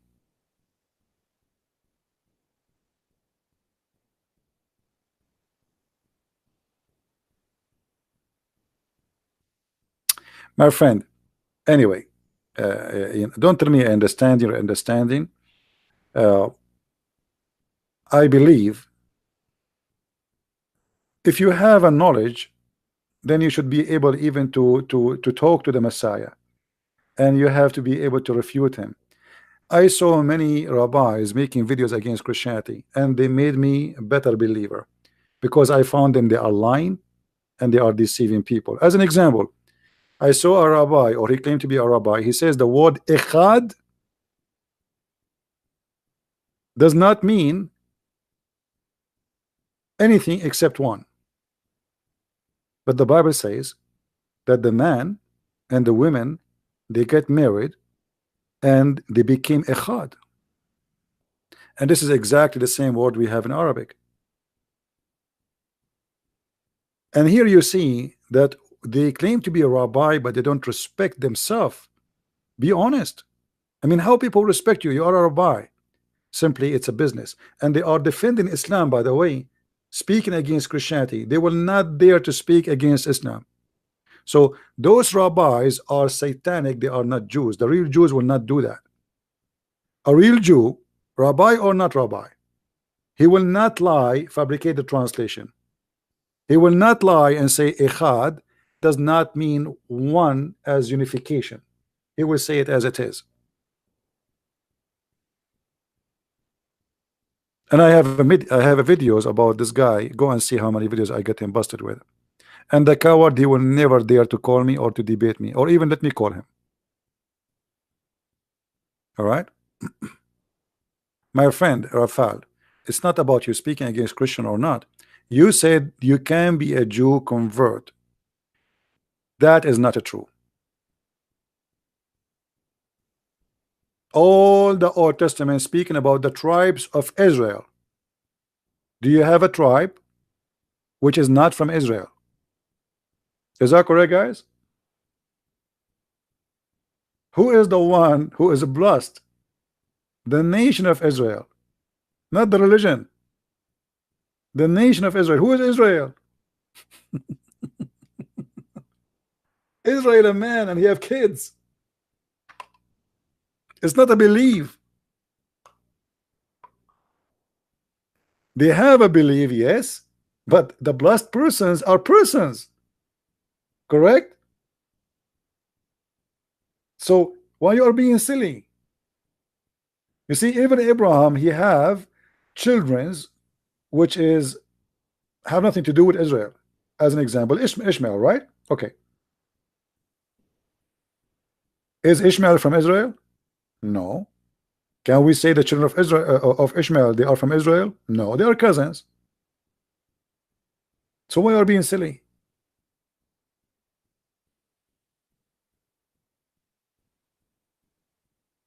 Was Jesus a Jew? No, he was not a Jew. I just quote for you what Jesus said. Jesus said, I am the God of the Jews. And even David, he quote that. David, he said that he is the God of the Jews. He is Jehovah. So how Jesus will be a Jew? He's born between the Jew. He's born from a Jewish woman, but he is the God of the Jews. This is why he says, I came to my people and my people rejected me. But in the same time, he said, my kingdom is from above and you are down from earth. So obviously, I mean, obviously you do not even know what Christianity is about, because how you say that Jesus was a Jew if the Christian believe that he is the God of the Jews? Isn't it, guys? Isn't it Jesus says before Abraham I am? Okay, let me ask you, was Abraham a Jew? If he exists before Abraham, and Abraham, he saw my day. And look at the Jews, because they are silly, they could not understand who is he. They said, how you can be, what do you mean, Abraham, he saw your day and you are not even 50 years old? So he is the God of Abraham, not only the God of the Jews. He exists before Abraham exists. He is the Alpha, he is the Omega. So when you say, was he a Jew? Obviously, you are the same as Muhammad, who think that the Christian, they believe in the Trinity as Mary and Jesus and Allah. Obviously, you don't understand Christianity.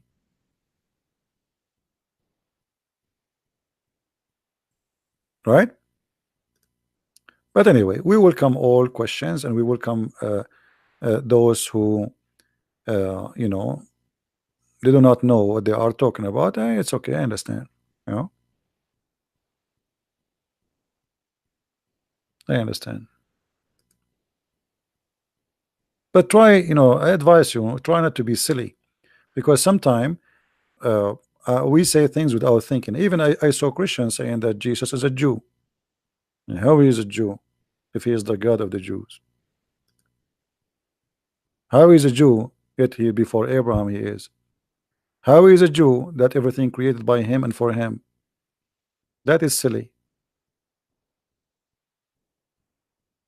By birth, he is born from the Jews. But all of us, we knew that his birth is not the beginning of his existence. Is that correct? When he says that Abraham, he witnessed, he saw my day, and before Abraham I am, he is confirming to you that my existence have nothing to do with my birth. So we are smarter than this. Yeah, Raphael, let me tell you why you have in Israel Jews from all nations, because you need population. That is a desperate, let us say, act for a desperate situation. Israel need population and they need Jews. So there is people who claim to be Jews from the Falasha in Ethiopia, but how they became Jews, nobody can explain to us. So because you need population, you need the army, you need to defend yourself, you need to establish your state, so you start accepting people, whoever says they are Jews and they believe they are Jews. It's just for the, let us say, for the benefit of surviving. But if you go in Israel, you will see that the rabbis, they don't accept those Jews as Jews in reality. But because they need them, they say, okay, come over. You know what I mean? Because they need them.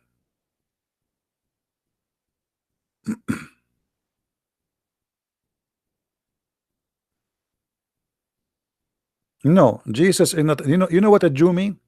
Like, look, those people do not understand what Jews mean. What a Jew mean? This guy Georgian, he says Jesus is a Jew because of his human nature. So if because of a human nature that will make you a Jew, that will be strange, because the human nature of Jesus exists before his birth. When Jesus says before Abraham and Abraham he saw my day, isn't it Jesus speaking about God? He came to Abraham as a man. Is that correct, guys? People, is that correct? How Abraham he saw my day? God, he came to Abraham as a man. So the nature of man, God, exists before his birth. He came as a man. So you're being silly.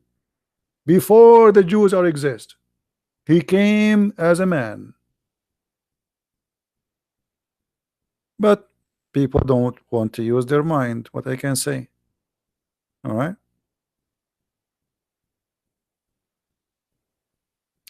Jesus image from, not from David? No, not from David. Why people don't read?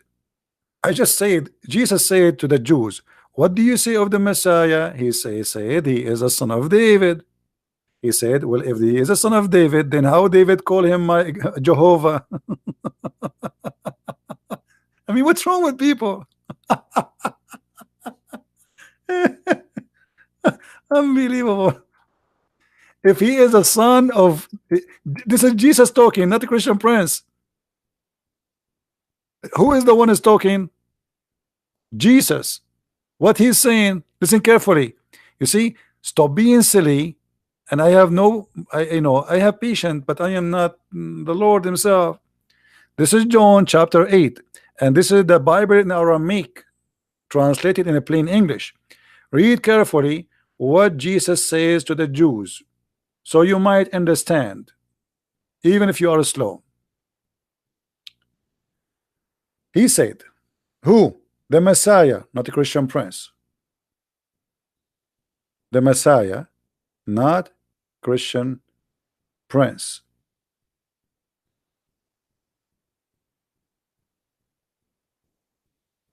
Let us read together and see what the Bible says. You know, sometimes reading, I find it funny how people they talk, and obviously they are not reading the Bible. You can read John chapter 8, because I believe this is very important chapter 2 in order to understand the Messiah. Let us see.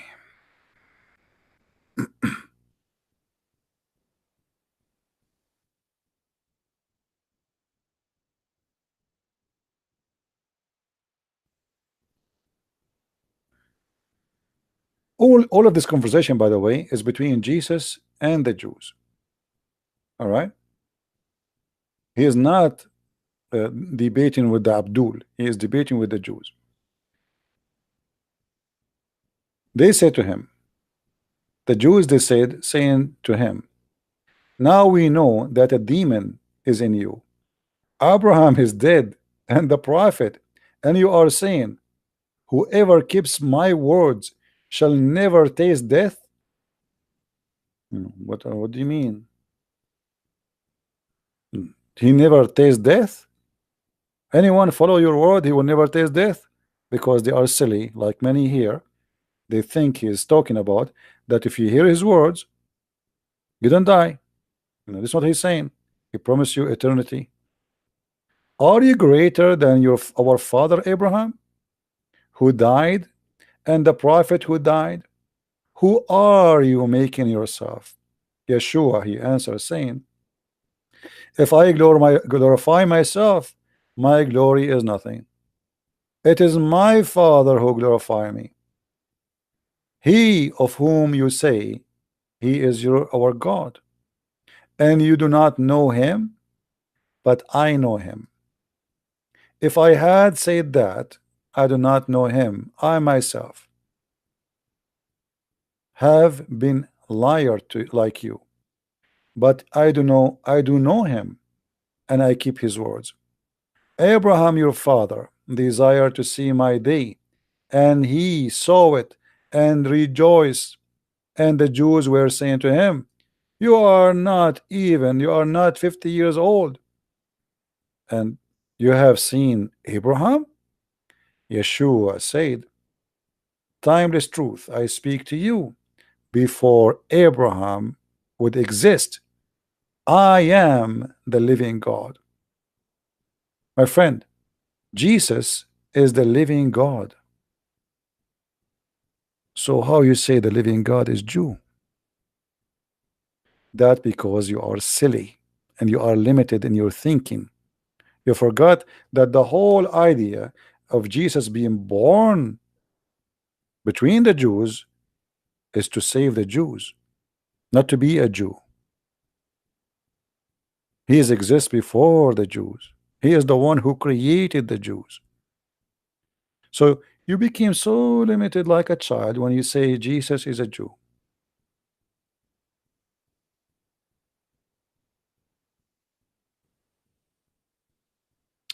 He is the Alpha, he is the Omega. But anyway, everybody, he have his limitation, and I understand. I'm not going to change you. I do my best to help you. It's been said to you, Jesus said, but I say to you. Jesus, when he speak, when he say, it's been said to you, but I say to you, he was talking about what? Who is he? It's been said to you, but I say to you. Which authority he have? Authority of a prophet or authority of God? You know what I mean, guys?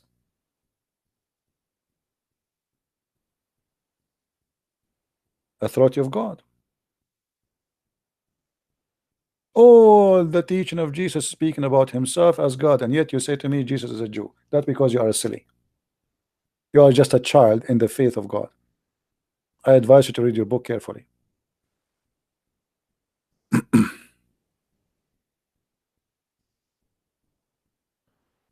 All right. Are we done for today, guys?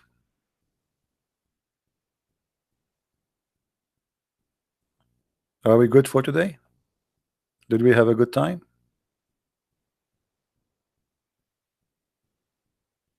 We have a good time, right?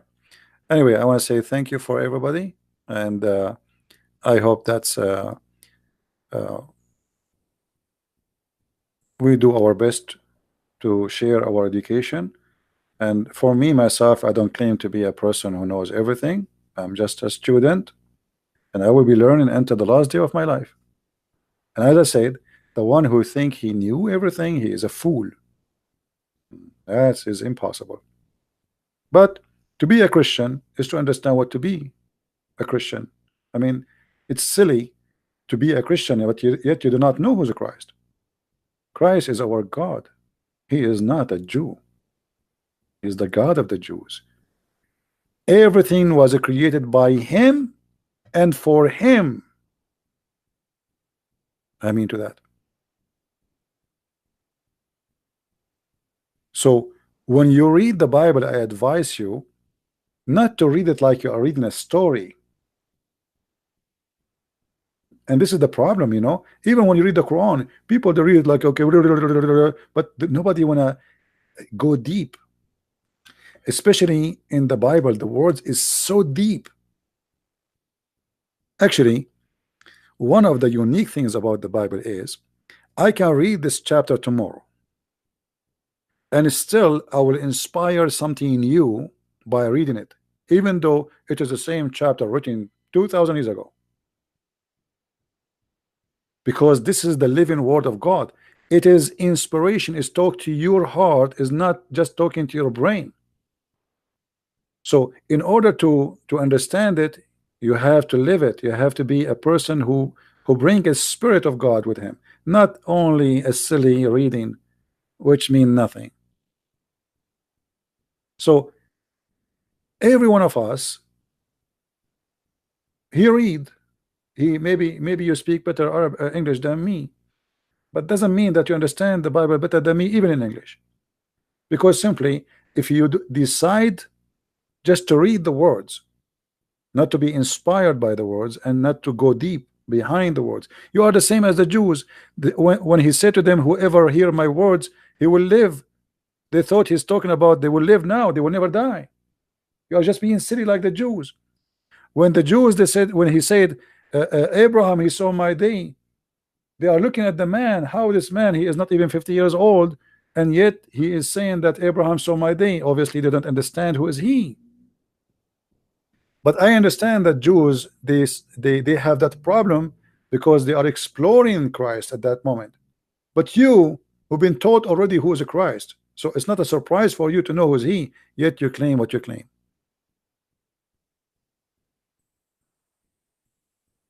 You know what I mean? How he can be named the Son of Man if he is the one? The Son of Man is a title, which means that he is in the flesh. As simple as that. The Son of Man is a translation from the Hebrew where it is the son of the flesh. Adam, by the way, the word Adam is not even a man. Even Eve was called Adam, right? Correct? In the beginning, the Old Testament, Adam and Eve were called Adam. So Adam is the human, not necessarily, but later it became the name of the man. But the son of the human, why? Because he is God in the flesh, but he is not a man, which means he is not, you know, he is the perfectly, in the same time he is man, but yet he is God, but he is not a man the same as all of us. So God in the flesh is the son of a man, which means the son of a human. But all of us, we knew that Jesus is a son of no human.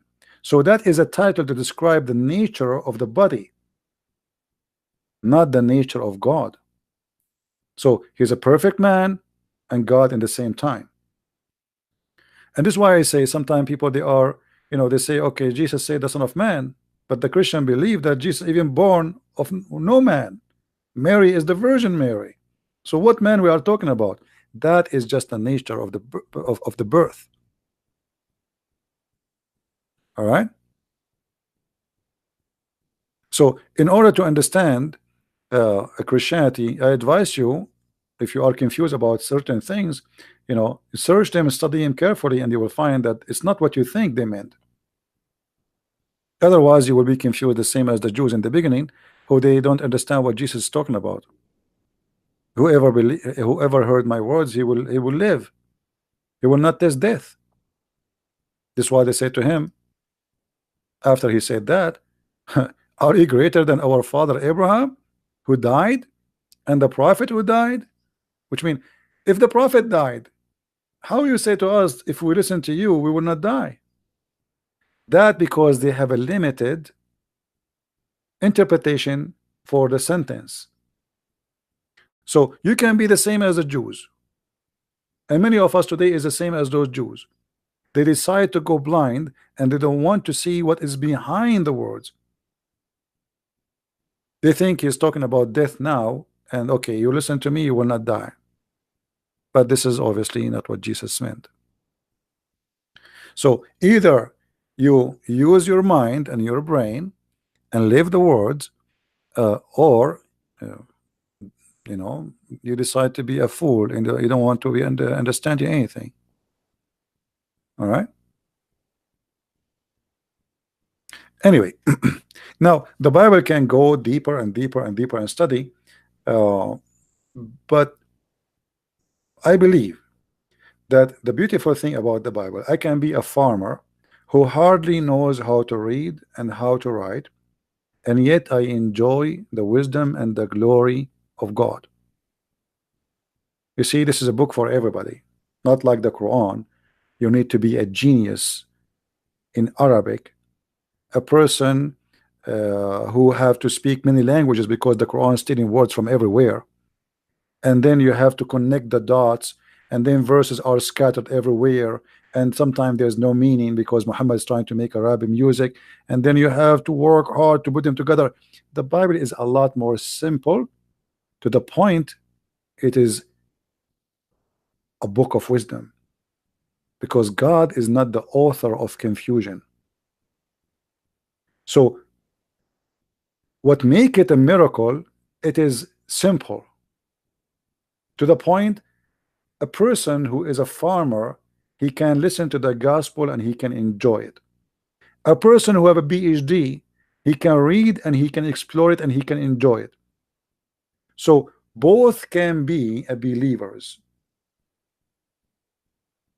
and each time you read it, sometime even you might find yourself in the story, if you are a person really trying to be living the story, not only reading the story. So the Bible speaks to you, and the Bible encourages you to live with the word, not just to read the words. And this is really what I like about the Bible. But sadly, my topic is about the cult of Islam, so we don't talk much about the teaching of Christ. Otherwise, there's no better joy than enjoying the wisdom here you see in front of you.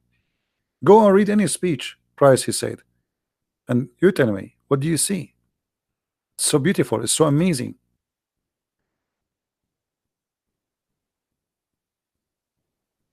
And always, if you are a person, I remember this is a story about a child. There is people, they invited a family, Arabian family, to a big dinner. I mean, those people, they slaughter a big animal. The table is so long, so big, and etc. I mean, yeah, they put everything you can imagine in the table, fruits, anything. And then the kid of the guest family, he looked at the whole table, he said, there's no hummus.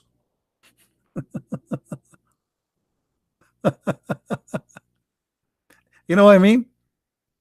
So the kid, he is unhappy because there is no hummus. The people, they slaughter a big animal, the barbecue, the fruits, the drink, even they have maids around the table. But the kid, where is my hummus? I love hummus. He's a kid. And sometimes we are like that kid who only see in the whole table the hummus. That's because you are looking for the hummus.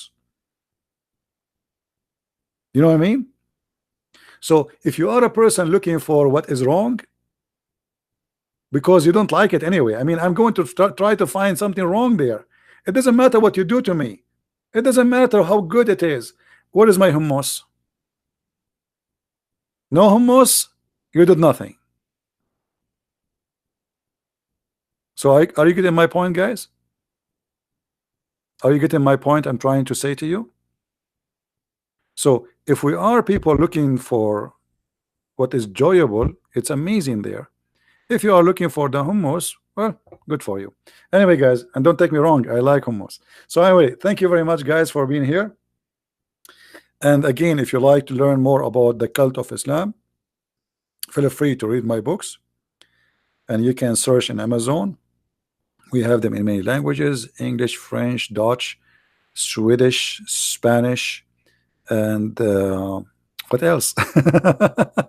And soon Portuguese, by the way. So you know, I hope that people, they will learn, and education is a gift from God, and it is the best thing a human being can enjoy. You know, you can enjoy food for 5 minutes, you can enjoy even sex for some time, but education live with you and grow with you, and will change your life, will change your nature, will change your thinking, it will change your habit, either for bad or good. So you better choose good education. And with this, I say to you, thank you very much for being here.